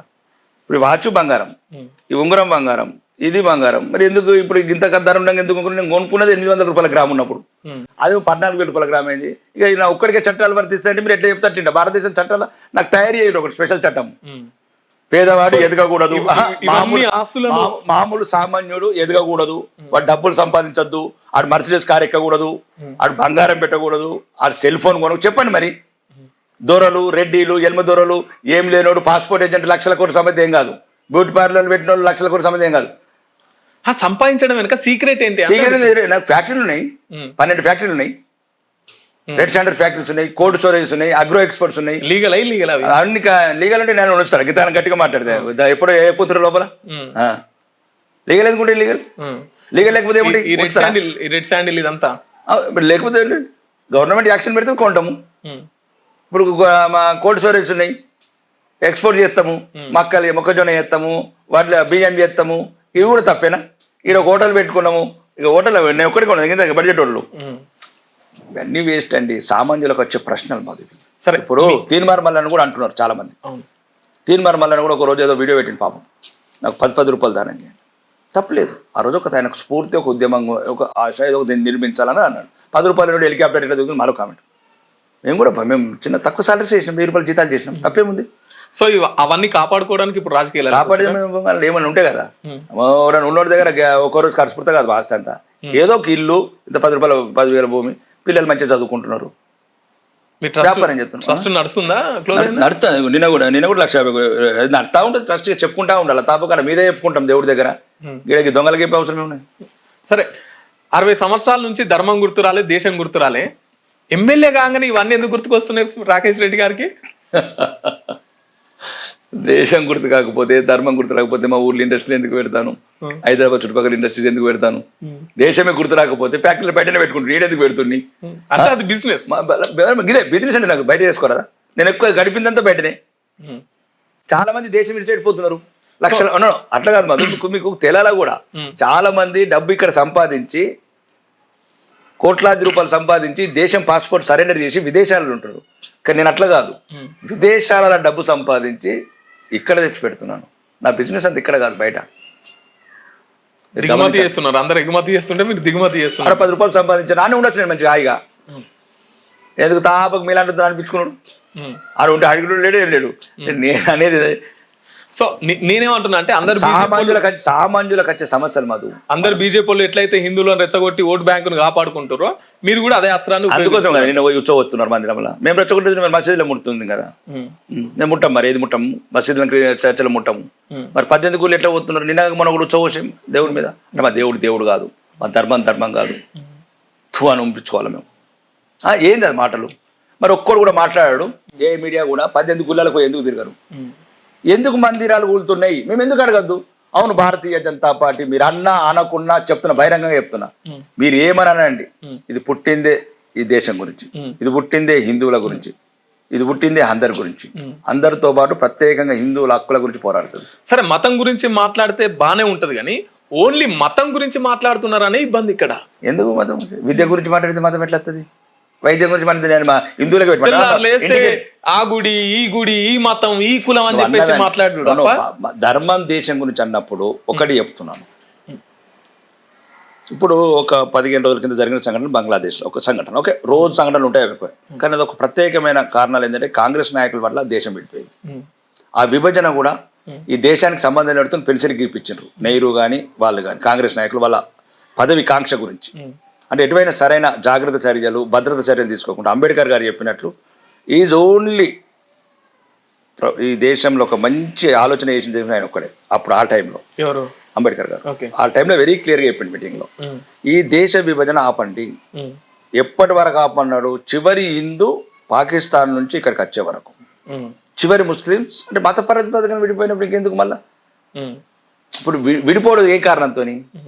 ఇప్పుడు తెలంగాణ అంటే మతం మీద విడిపోలేదు, వెనుకబాటుతనం విడిపోయాను. నీళ్ళన్నం నిధులన్నం మతం అని లేదు, అపరాధం. అంబేద్కర్ గారు ఏమన్నారు? చివరి హిందూ పాకిస్తాన్ నుంచి సురక్షితంగా భారతదేశంకి వచ్చే వరకు, చివరి ముస్లిం పాకిస్తాన్ వెళ్ళే వరకు.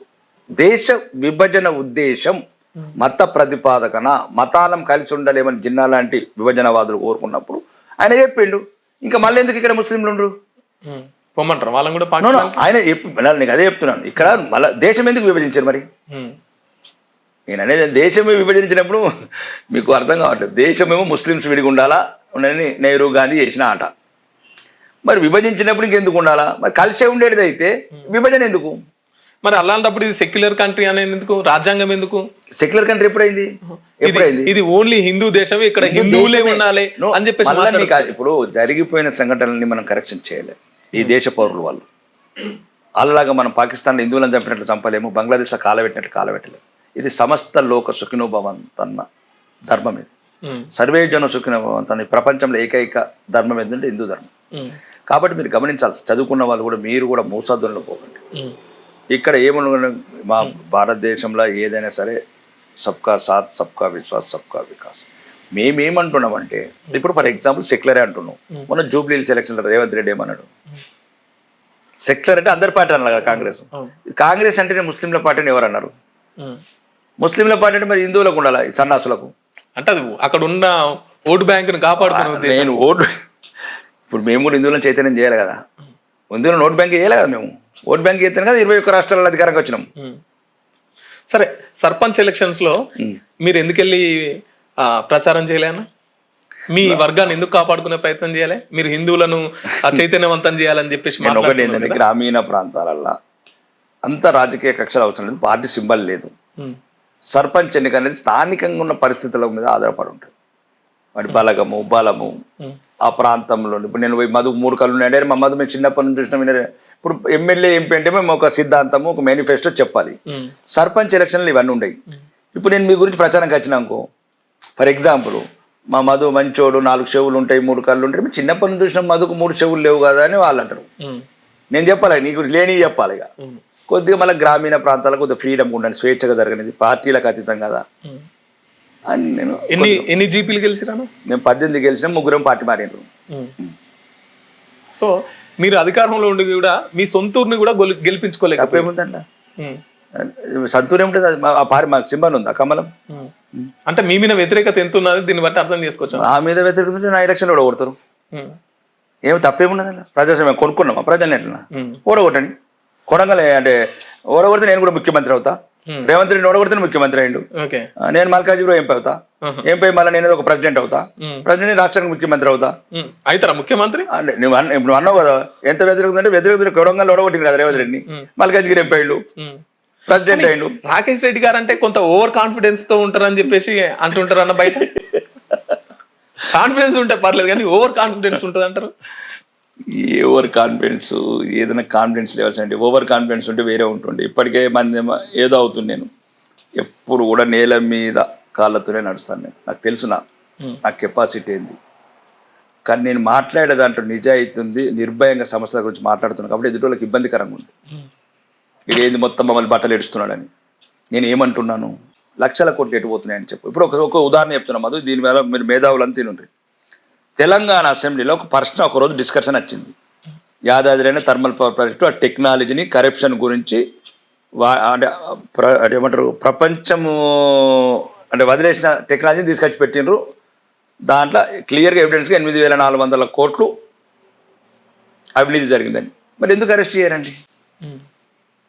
అట్లా చాలా పెండింగ్ కేసులు చెప్తున్నా మళ్ళీ అదే. ఇప్పుడు నేను జీవో నెంబర్ 239 ప్రకారం రైతు బంధు అనే స్కీమ్, నేను స్కీములతో గురించి తప్ప మాట్లాడుతాను, అది నాకు సంబంధం లేదు. దాంట్లో స్కీమ్లు ఏమున్నదంటే పెట్టుబడి సాయం అని ఉంది. పెట్టుబడి సాయం అంటే వ్యవసాయం చేసిన వాడికి, అంటే పంట వేసిన వాడికే పెట్టుబడి అవసరం కదా. భూమి ఉంటే పెట్టుబడి ఎందుకు నీకు? వ్యవసాయం చేయని భూమి పెట్టుబడి అవసరం లేదు కదా. ఈ రియల్ ఎస్టేట్ గురించి కొనుక్కున్నది 100 ఎకరాలు 1000 ఎకరాలు గుట్టలకు. నేను అడిగేది కదే. 25,672 కోట్లు ఈ గుట్టలకు ఇచ్చారు, భూమి మొక్క పొలంకి ఇచ్చారు. ఇది గవర్నమెంట్ జీవో ప్రకారం కూడా అగ్నెస్ట్ అయ్యింది. అవును, నేను అదే అడుగుతున్నాను. పంట పండించే రైతులకు ఒకవేళ స్కీమ్ మంచిగా చేయడం మీరు రాసుకోండి, పక్కన సబ్జెక్ట్ పక్కన పెడతాను నేను. కానీ భూమి భూములకు ఎందుకని 25,672 కోట్లు అండి. 10 జిల్లాలలో 2,500 కోట్లు వస్తాయండి జిల్లాకు. మా కాన్స్టిట్యూన్సీకి 500 కోట్లు వస్తాయండి. చాలా పెద్ద అమౌంట్. మరి మొత్తం దరిద్రం పోతుందంటే. అవును, స్కూళ్ళు రిపేర్ అయిపోతాయి, hospital repair, sub health centre repair అయిపోతాయి, పశువుల దాఖలు రిపేర్ అయిపోతాయి, ఇంత గుంతలు పడ్డ రోడ్లు అవుతాయి, చెరువుల పూడికలు పోతాయి. ఇవి అడుగుతున్నాం. అది అందులో అందరికీ ఓవర్ కాన్ఫిడెన్స్ ఏందండి? ఓవర్ కాన్ఫిడెన్స్ ఎన్ని వద్దులు బతామండి? అదే చెప్తున్నా ఈ రాజకీయ నాయకులు కూడా, ఎన్ని వద్దులు బతారా? ఇవాళ బతం రేపటి గ్యారెంటీ లేదు. కొద్దిగా మంచి చేద్దాం ఈ సమాజానికి అని అంటున్నాను. కొద్దిగా మొత్తం వద్దు. మీరు ఎట్లన్నా భరించలేరు మొత్తం చేసినందుకు. ఇప్పుడు నువ్వు అన్నట్లు వాళ్ళు తెలివైతే ఎట్లా అన్నట్లు ఇలా బాధ ఉంటే ఉండిండొచ్చు. నేను కొద్దిగా చాలా దరిద్రంగా ఉందండి. మా ఆర్మూర్ చెప్తున్నాను, మున్సిపల్ ఆఫీస్ లేదు, ఆర్డీఓ ఆఫీస్ లేదు, ఆర్ఎండ్బి గెస్ట్ హౌస్ లేదు, మున్సిపల్ ఆఫీస్ లేదు, బస్ స్టాండ్ ఎప్పుడు మేము పుట్టక ముందు ఉన్నది. ఏంది అసలు? ప్రభుత్వ సౌకర్యాలు లేవు, ప్రభుత్వ కార్యాలయాలు లేవు, మండల ఆఫీస్ లేవు. గత ఎమ్మెల్యే మొత్తం నేను దాన్ని తీర్చిదిద్దిన అభివృద్ధి పథకంలో ముందు కురికిచ్చిన అని చెప్తాడు, మీరేమో ఏం లేదని చెప్తున్నారు. ఒకటండి, నాకు కొద్దిగా ఓపెన్గా మాట్లాడాలంటే తలకాయ నొప్పి అవుతుంది రాజకీయాలు. ఇప్పుడు ఎస్సీ జడి వచ్చింది మాకు కళా కంపెనీ, ఒక ఇండస్ట్రీ రాలేదు 15 ఏళ్ళ నుంచి. నేను అడిగింది అసెంబ్లీ అడుగుతున్నాను, మేము ఇంటర్వ్యూలో చెప్తలేను మాకు. అవును, చూసాం మీ అసెంబ్లీ స్పీచ్ మొత్తం. అవును, నేనేం మాట్లాడుతున్నాను, మొన్న కూడా నాకు ఇతరే టైం తక్కువ. అదన్నా నేను అంటున్నా, స్పీకర్ గారికి ధన్యవాదాలు తెలపాల. ఎందుకంటే అంతో ఇంత సమస్యలు రావడానికి ఆయన ఒక ప్రధాన కారణం. కానీ మీరు మాట్లాడుతుంటే స్పీకర్ గారు మైక్ కట్ చేయరు, మిగతా ఎవరు మాట్లాడినా కూడా మైక్ కట్ చేయరు. నేను ఎక్కడ కూడా విమర్శించాను. నేను సమాజంలో ఉన్న సమస్యలు మొన్న అడిగాను. నాకు ఉస్మానియా యూనివర్సిటీ విద్యార్థులు ఏమంటారు ఈ ప్రమోషన్ అంటే ఈ ఎక్స్టెన్షన్ చేస్తుట్లా ఈ 61 నుంచి 65 చేస్తాను అపో బాగుండే మొన్నటి వరకు. అన్నా నువ్వు అన్నాడు కానీ ఎవరు అడిగేటట్లేడు, 24 చేస్తే మేము చచ్చిపోతామన్నా, మాకు ప్రమోషన్ రావు, ఉద్యోగాలు రావు, ఉన్న వాళ్ళంతా మాకు ఇంకా ఉద్యోగాలు ఇవ్వాలంటే నేను అడిగిన అసెంబ్లీలో, మీరు ఒకటి చెప్పండి, ఏదైనా నిజం చెప్పండి, ఆ పిల్లలు చచ్చిపోతారు ఉద్యోగాలు లేక. మీ ఎంపీ గారికి ధర్మపురి అరవింద్ గారికి మీకు ఎక్కడ చెడింది? మాకేం చెడే అవసరమే ఉండదు. మీరు ఆయన ప్రెస్ మీట్లోకి వెళ్ళారు, కనీసం ఆయనతో ఎక్కడ కూడా మీటింగ్లలో కనిపించారు. వారం కోసం నన్ను ఇద్దరం కలిసి లంచ్ చేస్తాం. ఇదే ఇల్లు పక్కనే ఉన్నది, ఇట్లా ఇట్లా సపట్టు కొద్ది పడుతుంది ఎంపీ గారింటి. మీకు ఆయనకి ఏదో బాగా విభేదాలు వచ్చినాయంట కదా? నాకు నిజంగా కూడా చెప్తున్నా, ఇంతవరకు అసలు ఎవరితో వివాదాలు లేవు నాకు. నేనే కొంతమంది కొరగాడు చైర్మన్ ఉన్నారు. అవును, ఆయనకు మీకు విభేదాలు ఉన్నాయన్నా? దేనికి? అందుకే కదా మీ కేడర్ అంతా విడిపోతున్నది. కేడర్ ఎందుకు విడిపోతుంది? ఏం పని? మాకు ఏమైనా పవర్ ఉన్నది, పెద్ద అధికార పార్టీ ఉన్నది, లంకాయలు. మీకు పంచాయతీలు ఉన్నాయా లేవా? మీకు ధర్మపురి అరవింద్ గారితో గానీ పసుపు బోర్డు చైర్మన్ గారితో గానీ మీరు మిమ్మల్ని ఏదో అని తీసుకొచ్చి పెడితే మీరు ఇలా ఏకపోయి మేకైనట్ట కదా. నన్ను రాజకీయాలకు తీసుకొచ్చిందే ధర్మపురి అరవింద్. కానీ రాజకీయాలకు తీసుకుని ధర్మపురి అరవింద్ ఎప్పుడు నా గురువే ఆయన. రాజకీయంగా నేను ఎన్ని ఎత్తులు ఎదిగినా, ఎంత స్థాయికి ఎదిగినా నా గురువు మాత్రం ధర్మపురి అరవింద్. ఓకే, నా కజిన్ ఎవరైతే పసుపోటు చైర్మన్ ఉన్నాడో నా విజయానికి చాలా కష్టపడ్డాడు. విజయానికి కష్టపడ్డానే అవ్వచ్చు. ఓకే, కొన్నిసార్లు వస్తాయి చిన్న చిన్న ఇష్యూస్ జరుగుతూ ఉంటాయి, అవి అపోహలు జరుగుతూ ఉంటాయి తప్ప మా మధ్యన ఏం లేవు. ఈ రోజు వరకు రోజు కలిసే ఉంటాం. మీటింగ్స్లో అంటే నాకు ఇప్పుడు నిన్నటి వరకు 10 రోజులు ఉన్నాను. 10 రోజులు నేను నైట్ వచ్చాను. ఇలా మీటింగ్ అక్కడ నిజామాబాద్ మీటింగ్, ఎందుకంటే అది నిజామాబాద్ బోధన్ భీమకల్కి సంబంధించింది. ఆర్మూర్కి మీటింగ్ అయిపోయింది మున్సిపాలిటీ. ఇట్లా ఇవి పార్టీ సింబల్ కాబట్టి మేము సీరియస్గా ఉన్నాం. సరే, 70,000 ఓట్లు వేసిన ప్రజలను కాదని ప్రజలకు అందుబాటులో లేకుండా హైదరాబాద్లో ఉంటున్నారట కదా మీరు. అదే 60 అడుగు మొత్తం బయట ఉన్న ఆటోలు చెప్తారు, లేకపోతే బండి కొట్టోడు చెప్తారు నేను ఎన్ని రోజులు ఉంటున్నా ఏముంటున్నా. నేను ఒక్కటే ప్రజలను మోసం చేయదలుచుకోలేదు. ప్రజలకు అందుబాటులో ఉంటలేరు అని చెప్పేసి ఒక తీవ్రమైన విమర్శ ఉంది. వారానికి 3 రోజులు ఉంటాను. 2 రోజులు సెక్రటరీ చుట్టూ తిరుగుతాను. సెక్రటరీ చుట్టూ, ఈఎన్సీల ఆఫీస్ చుట్టూ, అంటే ఎక్కడైనా ప్రభుత్వంతో పని. ఒక రోజు పార్టీ ఆఫీస్కి వెళ్తాను 6 రోజులు. ఒక రోజు నా భార్య పిల్లలకి ఇస్తాను. మంచి ప్లాన్ చేసుకున్నారు. బిజినెస్ మ్యాన్ కదా, నేను బిజినెస్ ఎంత తీసుకుంటా. 3 రోజులు ప్రజలు, 2 రోజులు వాళ్ళ నేను చెరువు ఉన్నది గాలి తవ్వితే నీళ్ళు ఆడబడతాయి. నేను ఇది ఎంబడి తిరగాలి, సెక్రటరీలు ఎంబట వాళ్ళు. మొన్న అసెంబ్లీ అన్నా కదా 200 సార్లు తిరిగిన. నేను కావాలంటే వీడియో తీసుకోమన్నా. తెలంగాణ శాసనసభ్యులు ఇప్పటికి కూడా చెప్తున్నా, 119 శాసనసభ్యులు మీరు ఆల్ మీడియా క్యూను స్పెషల్లీ నేను చెప్తున్నా మీకు, మీరు ఆ వీడియో విజువల్ తీయండి. ఆ మాయాసభలు ఎన్నిసార్లు తిరిగిన తిరుగోల పిచ్చోళ్ళు లెక్క. ఎక్కని గడప లేదు, మొక్కని అధికారి లేదు, మంత్రి లేదు. 210 పెండింగ్ నేను ఇష్యూస్. సుమారు ఇప్పటివరకు 1000 పేపర్లు ఇచ్చాను. అంటే అక్కడ నాకు బ్యాక్ వాటర్ ఉపాధి నాకు అక్కడ, ఎందుకంటే ఆడ ఒక కార్ఖానా అంటే లేడీస్ ఈ బీడీల కార్ఖానా చేస్తారు. దానివల్ల క్యాన్సర్లు వస్తున్నాయి. ఎట్లా తగ్గించాలా, గల్పు వలసను తగ్గించాలా, విద్యార్థులు హాస్టల్లను కట్టించాలా. నేను అసెంబ్లీలో మాట్లాడినప్పుడు ఏం మాట్లాడతలే. నేను ఫ్యూచర్ సీట్లు పోయినాబాద్ నేను మీ నియోజకవర్గం వరకే. నేను మీరు నిరుద్యోగం గురించి మాట్లాడుతున్నా. విద్యార్థులు స్కూల్ పోతే మరి పేదలు ఎక్కడ చదువుకోవాలంటున్నా. పేదలు అంటే మన ఆర్మూర్లో ఉన్నారా అన్న? అన్ని దోసుకున్నాం, అన్ని లాక్కున్నాం అధ్యక్ష. కానీ పేదలకు విద్యాన్ని ఇద్దామంటున్నా, వైద్యం ఇద్దామంటున్నా. నేను ఏం చెప్తలేను. గల్పు కార్మికులు 50 ఏళ్ళ 75 లక్షలు ఇద్దాం, బతికినోడికి ఇస్తున్నారు మీరు. సరే, నేనేమంటున్నా అంటే రాకేష్ రెడ్డి గారు మంచితనం ముసుకేసుకున్నారా లేకపోతే నిజంగానే మంచి? నాకు ముసుకెత్తే ఏమవుతుంది? ఈ ముసుగులో వెనుక ఏం చేయాలి? ఈ రకంగా ఉంటే ఎప్పుడో ఈ రకంగా మాట్లాడతాడు. చూసినావు శాసనసభ్యులు మాట్లాడానికి ఇట్లా దొంగలని. అదే నేను అంటున్నా, ఇదంతా ముసుగా లేకపోతే ముసుగు దేనికి? దేనికి ఉండాలి ముసుగు? నాకేమిస్తారు ఇల్లు అంటే ఈ మంచితనం వెనక చాలా చేయొచ్చు, చాలా అక్రమాలు చేయొచ్చు, సంపాదించుకోవచ్చు. దేనికి? కోకాపేట బిల్లు ఉంది, మర్సిడెస్ కార్ ఉంది, రాడో బంగారం వాచ్ ఉంది, ఇంకేం కావాలా? ఇంతకన్నా మంచి తెరదేవుడు. ఒక మామూలు సామాన్యుడు రైతు కుటుంబంలో గ్రామీణ ప్రాంతం, తెలంగాణ మారుమూల ప్రాంతం, ఇనుప బూట్ల చప్పులు, తుపాకీ గుళ్ళ చప్పుల మధ్యన పుట్టి పెరిగినోడిని. ఇంతకన్నా ఏమిస్తాడు నాకు దేవుడు? మీ ఎయిమ్ ఏందన్నా? ఎయిమ్ ఒకటే వాళ్ళు. నాకు దేవుడు అనుకున్న దానికన్నా ఎక్కువ ఇచ్చాడు, చాలా ఎక్కువ ఇచ్చాడు. 3 నెలలు ఎమ్మెల్యే అయినా. ఇది కూడా అది నాకు మామూలు దేవుడి ద్వారా, ప్రజల ద్వారా మామూలు బహుమతి కాదు. నాకు చాలా భారీ మెజారిటీ వచ్చింది. భారీ మెజారిటీ 3 నెలలు. నేను ఎవరో తెలియదు, నా బతుకు తెలియదు, నా భవిష్యత్తు తెలియదు, ఇది ఎక్కడున్నో తెలియదు.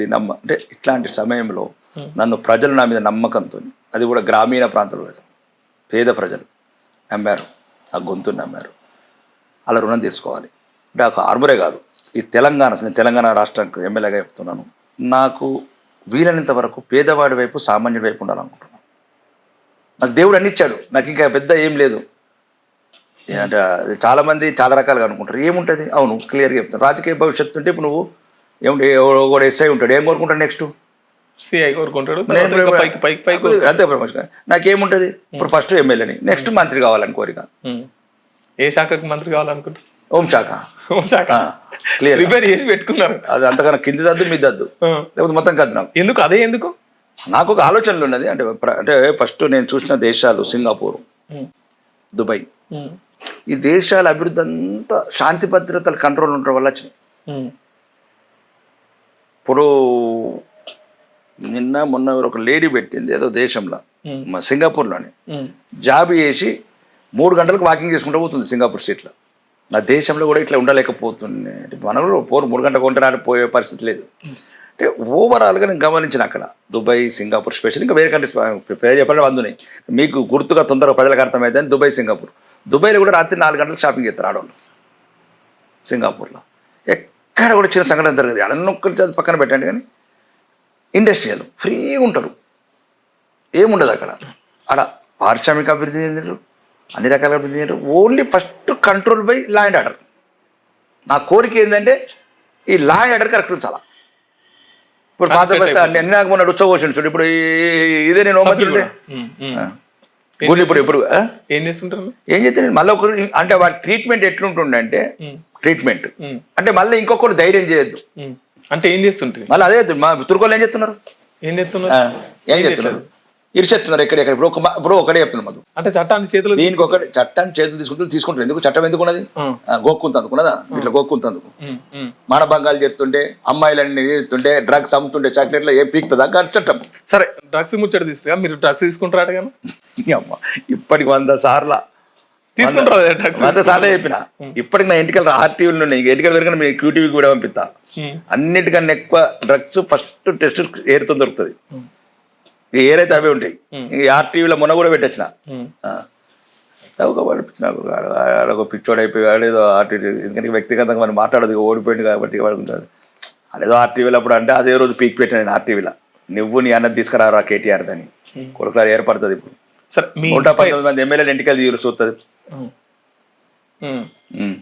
కాబట్టి అదొక చిన్న పోన్. మీ ఇన్స్పైర్ ఎవరన్నా రాజకీయాలలో? నాకు రాజకీయాలలో ఇన్స్పైర్ నేను ఇది ఒకటి చెప్పానండి, నాకు ముందు నుంచి కొద్దిగా హిస్టరీ ఎక్కువ అలవాటు. నాకు రాజకీయాలంటే ఇక్కడ ఉన్న రాజకీయాలలో లైక్ నవీన్ పట్నాయక్ తెలంగాణలో అంటే ఇంతకుముందు సీతక్క లాంటి ఉండాలి. ఇప్పుడు సీతక్క మీద కూడా నేను ఎమ్మెల్యే అయినాక పోయింది. మీ ఇన్ఛార్జ్ మంత్రి అనే అట్లా కాదు, ఫస్ట్ నేను రాజకీయాలకు రాకముందు ఇంటర్వ్యూ తాగండి. నాకంటే సీతక్క అంటే అప్పుడు ఏదో కరోనా టైంలో, రెండోది ఒక అడవిలోకి వెళ్ళి వచ్చింది, ప్రజల మీద ప్రేమ ఉన్న నాయకురాలు. అంటే అడవిలోకి వెళ్ళి వచ్చిందంటే అడవికి ఎందుకు పోయిందో మనకు తెలుసు కదా. ప్రజల మీద ప్రేమ అంటే ఆయుధం పట్టింది, ఆయుధం పట్టిన చేతులు ఈరోజు కళాలు పడుతున్నాయి. కాబట్టి కొద్దిగా ఉండేది. అంటే ఇక ఇప్పుడున్న రాజకీయాలు నాకు ఎవరు లేరు. దేశ రాజకీయాలు మాత్రం నరేంద్ర మోడీ గారు. అంటే ఈ రకంగా దేశాన్ని ఒక యూనిటెడ్గా ఉంచటము, ఈ దేశాన్ని ఒక రకంగా అంటే కొన్నిసార్లు కొన్ని అర్థం కాకపోవచ్చు, కానీ ఈరోజు కాంగ్రెస్ ప్రభుత్వం వల్ల ఇది 100 సంవత్సరాలు వెనుకపోయింది దేశం. ఇప్పుడు ఈరోజు వందే భారత్ మధ్యతరగతి ప్రాంతాలు, రోడ్స్ కావచ్చు, హైవేస్ కావచ్చు, ఎయిర్ కనెక్ట్ కావచ్చు, రోడ్ కనెక్ట్ కావచ్చు, అంటే నేను విదేశాలు చూశాను. ఇప్పుడు వందే భారత్ ట్రైన్స్ 139% ఆక్యుపెన్సీ అవుతుంది. అంటే ప్రజలు ఎంత నీడీ ఉన్నారు వాళ్ళకు అవసరాలు. టెర్మినల్స్ కావచ్చు, మధ్యతరగతి ప్రజలు, ఎయిమ్స్ కావచ్చు లాంటి వైద్యాలయాలు. ఇంతవరకు ఎవరెవరైనా ఆదాని అంబానీలు ఎప్పుడు ఉంటారు. ఏ ప్రభుత్వం వచ్చినా ఆదాని ఉంటాడు, అంబానీ ఉంటాడు, టాటా ఉంటాడు, బిర్లా ఉంటాడు. వాళ్ళు లేకపోతే ఉన్న ఉద్యోగాలు, ఈ ఉద్యోగాలే ఇచ్చినట్లే మనం వాళ్ళని కూడా నొక్కినామనుకో, టాటాని, బిర్లాని, ఆదిత్యని, ఈ పోరాళ్ళు అందరూ మళ్ళీ డ్రగ్స్. ఇప్పటికే సగం మంది గంజాయి పడతారు, ఆయన కూడా గంజాయి పడతారు. కాబట్టి వాళ్ళు ఇప్పటికే దేశ కుబేర్లలో 8వ స్థానంలో ఉన్నారు. వాళ్ళు ఫస్ట్ ఫార్మా ఇప్పుడు ప్రపంచం అది ప్రపంచకరణ ఒకటి మధు. అది ఇండియానే కాదు, ఈరోజు అమెరికా చూసుకోవచ్చు, దుబాయ్ చూసుకోవచ్చు, హాంకాంగ్ చూసుకోవచ్చు. సరే ఇంకో ప్రశ్న అడుగుతా. ఇప్పుడు టోటల్ గా ఒక ఎపిసోడ్ నడుస్తున్నది. టీవీ కథనాలు, ఐఏఎస్ ఆఫీసర్లు, మంత్రుల మీద వచ్చేటువంటి వార్తలు, వీటి మీద మీ అభిప్రాయం ఏందని? నువ్వు ఏది ఉన్నా కానీ మన జరిగిన సంఘటన దురదృష్టకరం. ఎన్టీవీ కావచ్చు, ఇంకేదైనా కావచ్చు. అంటే అరెస్ట్ చేయడం దురదృష్టకరమా, లేకపోతే అటువంటి వార్తలు రావడం? అట్లాంటి వార్తలు రావటం ఆ స్పెషల్ దర్జైపోతాడు. ఇంకా 100 వచ్చినాయి, 1000 వచ్చినాయి వార్తలే, కానీ 100 స్కామ్లు వచ్చినాయి. కానీ ఒక రకంగా ఒక మహిళా అధికారుల పట్ల అట్లా మనం అంటే నీకు జర్నలిస్ట్ అనే ముసుగు ఒకటి ఉంది, ఆయుధం అనేది తప్పుల. మన చెల్లెళ్ళు ఉంటారు, మన కూతుర్లు ఉంటారు, మన తల్లులు కూడా ఉంటారు. ఇది కూడా ఆలోచించాలి జర్నలిస్టులు. కొన్నిసార్లు స్వయం నియంత్రణ పాటించాలి. అదే జర్నలిజంలో ఉన్న సుప్రీంకోర్టుకు అయినా అదే చెప్తుంది, ప్రెస్ కౌన్సిల్ కూడా చెప్తున్నది. స్వయం నియంత్రణ లేనప్పుడు జరిగే సంఘటనలు. కాబట్టి ఈ జర్నలిస్టులు అందరూ స్వయం నియంత్రణ పాటించాలి. దేనికి మనం ఏ రకంగా ఎక్స్పోజ్ చేస్తాం. ఆ యూట్యూబ్ ఛానల్ కొన్ని ఉంటాయి, అవన్నీ అదేదో పెడతారు అవన్నీ. కానీ ఏదైతే గౌరవప్రదమైన ఉన్నత ఉద్యోగాలు అన్నారు, ఆ మహిళల నైతిక స్థైర్యం దెబ్బతీస్తే ఇంకా ఏ పని చేయలేరు భవిష్యత్తులో. రెండోది ఏ ప్రొఫెషన్ అయినా అదే కాదు. ఇప్పుడు నువ్వు సినిమా స్టార్లు ఉన్నారు కానీ నోటికి వచ్చింది మాట్లాడితే ఎట్లా? కొండ సురేఖ మాట్లాడినట్లు మాట్లాడద్దు. ఒక మహిళ వెనుక బట్టి గారు ఉన్నారని కొంతమంది అంటున్నారు, ముఖ్య నేత రేవంత్ రెడ్డి గారు ఉన్నారని కొంతమంది అంటున్నారు. మీరెవరు అనుకుంటున్నారు? నువ్వు ఎవరున్నా నేను ఒకటి చెప్తున్నాను. ఇప్పుడు అది నిజంగా కూడా నిజమే. అది ఇదంతా కొట్లాట, ఆ బొగ్గు గురించి కొట్లాట, నైనిటాల్ దాని మైనింగ్ గురించి కొట్లాట, అది అందరికి తెలుసు. అంటే వాళ్ళు ఎవరు ఉన్నారు ఓకే సమర్థించుకుంటారు, ఖండిస్తారు, అది వేరే. ఇది ఏమైనా అవినీతి గురించి మీరు ఎంత మాట్లాడారు, కానీ ఆ మహిళని దానిలోకి రాగడం తప్పు. కానీ ఇన్ని మాటలు ఎట్లా నేర్చుకున్నారా అన్న? దీన్ని 5 సార్లు 6 సార్లు ఈ ఎమ్మెల్యే అయిన వాళ్ళు కూడా ఇట్లా మాట్లాడారు.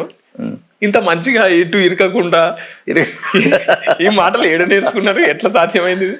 ఫస్ట్ టైం ఎమ్మెల్యేకి ఇన్ని మార్కులు కొట్టేసారు. కష్టము, కన్నీళ్ళు, రక్తము, చెమట, ఈ 4 కలిపితే రాకేష్ రెడ్డి. పుట్టిన సంవత్సరం ఏడవడం మొదలు పెట్టాను తల్లి లేక. సరే, చివరిగా ఒక ప్రశ్న అడుగుతా, అంటే మీ పర్సనల్ సంబంధించింది. పిసి గంగిరెడ్డి గారు ఎట్లా రాకేష్ రెడ్డిగా మారారు? నువ్వు మా ఇంటి ముద్దు పేరు అది. మా ఇంట్లో ఎవరు పుట్టినా గంగారెడ్డిలు పెట్టాలా, గంగమ్మలు పెట్టాలా, గంగమ్మలు పెట్టాలా. మా మేనత్తల పేర్లు గంగాని వస్తుంది, మా చెల్లెల పేరు గంగాని వస్తుంది, మా అన్న పేరు గంగారెడ్డి వస్తుంది, నా పేరు గంగారెడ్డి వస్తుంది. పిచ్చగా అప్పుడు 30 ఏళ్ళ కిందనే గవర్నమెంట్ అది సరి చేసి రికార్డులా చేసేసినాం. అది బైడి రాకేష్ రెడ్డి అని, ఆల్ రికార్డ్స్, ఇన్కమ్ ట్యాక్స్. ఇప్పటికి కూడా మా ఇంట్లో ఫస్ట్ పుట్టకనే మొదలు అంటే పేరు 2 పెడతాం ఫస్ట్ మాకు. ఎందుకంటే మా కుల దేవత అంటే మా దగ్గర మాకే కాదు, చాలా బాల్కొండ ఆ ప్రాంతం లాంటి. ఇప్పుడంటే అందరికి తెలివి వచ్చింది, చదువు వచ్చింది, కానీ అప్పుడున్న ప్రాంతం 100 సంవత్సరాల నుంచి ఒకటిసారి మేము మీదికెళ్ళి రాలే కదా. ఎవరైనా అత్త కొందరు వచ్చిన కల్వకుంట్లోళ్ళు ఈయన పేరు ఏది ఇప్పుడు రేవంత్ రెడ్డి ఇంటి పేరు ఉన్నది అనుములు వాళ్ళ అత్త 2 పైకి వెళ్ళి వచ్చిన డైరెక్ట్ పారాచూట్ వల్ల. మేమైతే అందరు సహజంగా మీరు ఎట్లా వచ్చారు మేము అట్లా వచ్చారు. మాకు ఏంటంటే మాకు పక్కన గంగ ఉంటుంది, పోచంపాడు అనే వాళ్ళని ఇప్పుడు శ్రీరామ్ సార్. కాబట్టి గంగ మా కుల దేవత ఉండేది, కాబట్టి గంగాని పెట్టుకునే వాళ్ళం అట్లా. సరే, చివరిగా ర్యాపిడ్ ఫైర్ క్వశ్చన్స్ అడుగుతున్నాడు. నరేంద్ర మోదీ ఈ దేశానికి ఒక ఆణిముత్యం. రాహుల్ గాంధీ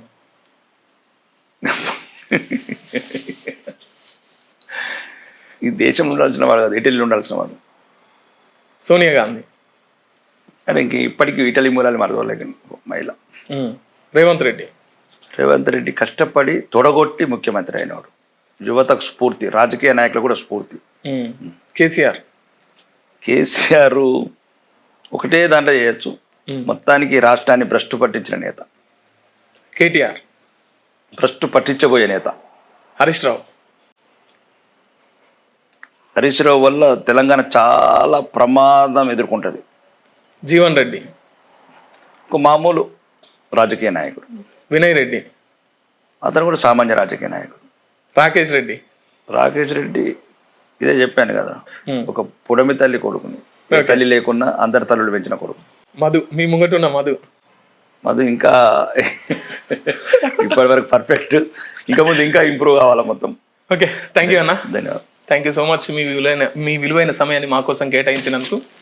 ఏమన్నా చెప్పాలనుకుంటున్నా చివరిగా?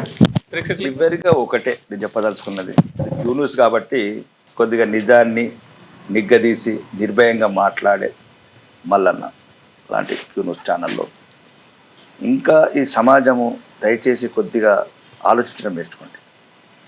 ఉచితాలు, ఉల్లిగడ్డలు, టమాటాలు వస్తున్నాయని విద్యా వైద్యాన్ని మర్చిపోకండి. ఉచిత బస్సు అయినా దాంట్లో డీజిల్ పోయాలి, దాంట్లో వేయాలి. ఎవరు రేవంత్ రెడ్డి ఇంట్లోకి వెళ్ళలేడు. ఏదైనా ఉచితాలకు అలవాటు పడి మీ భవిష్యత్ తరాలను మీ పిల్లలకు కావాల్సిన ఉద్యోగాలు, మోసపూరిత వాగ్దానాలు, అమలు చేయని వాగ్దానాలు. అంటే ఫర్ ఎగ్జాంపుల్ దళితుడు ముఖ్యమంత్రి అంటే దళితుడు ముఖ్యమంత్రిని చేస్తేనే ఓటేయండి, మళ్ళా 3 ఎకరాల భూమి ఇస్తేనే ఓటేయండి. ఒకసారి మొదటిసారి మోసపోయిందంటే అర్థం ఉంది. రెండోసారి ఎందుకు మోసపోతున్నారు తెలంగాణ ప్రజలు? ఇది రాజకీయ నాయకులకు బాగా చులకన అవుతున్నారు మీరు. ఇది మీరు కాదు, 1200 మంది అమరవీరులు పానాలు పోసి కొట్లాడి తెచ్చుకున్న తెలంగాణ. కాబట్టి ఆ విలువ, ఆ బాధ మీ ఇళ్లలో జరగలేదు. ఈ దుర్మార్గమైన రాజకీయ నాయకులు ఏదైతే వాగ్దానం, మళ్ళీ చెప్తున్నాను, ఇప్పుడున్న ప్రభుత్వం 4000 పెన్షన్, 2005, మళ్ళీ ఇప్పుడు 8000 అంటారు పెన్షన్లు. బస్సులు కాదు కార్లలో పంపిస్తామంటారు. ఇవన్నీ మీరు ఆలోచించుకోండి దయచేసి. ఇది అమరవీరుల కళలు కన్నా యువతకు ఉద్యోగాలు వస్తాయని, ఇప్పటివరకు ఉద్యోగాలు లేవు. ఇవన్నీ మీరు పరిణలోకి తీసుకోండి. ఎవరైతే నిజాయితీగా మీ భవిష్యత్తుని మార్చగలుగుతాడు, మీ భవిష్యత్ తరాల బిడ్డల రాతలు మార్చగలుగుతాడు, వాళ్ళకే ఆలోచించండి. పోలింగ్ బూత్లోకి పోయినప్పుడు ఒక్క నిమిషం ఆలోచించండి, ఒక్క సెకండ్. దళితుడిని ముఖ్యమంత్రి చేశారా? 3 ఎకరాల భూమి ఇచ్చారా? ఇంటికి ఒక ఉద్యోగం ఇచ్చారా? నిరుద్యోగ వృత్తి ఇచ్చారా? 4000 పెన్షన్ ఇచ్చారా? 2500 మహిళలకు ఇచ్చారా? ఇవన్నీ ఆలోచించి నిర్ణయం తీసుకోండి. లేకపోతే భవిష్యత్ తరాలు మమ్మల్ని ఎవరిని క్షమించండి. థ్యాంక్ యూ అన్న, thank you so much. So చూసారు కదండి, ఇది ఇవాళ స్పెషల్ ఇంటర్వ్యూ. చూస్తూనే ఉండండి క్యూ న్యూస్. Thank you. మీ వ్యాపారం అభివృద్ధి కావాలని కోరుకుంటున్నారా? అయితే వెంటనే క్యూనస్ని సంప్రదించండి.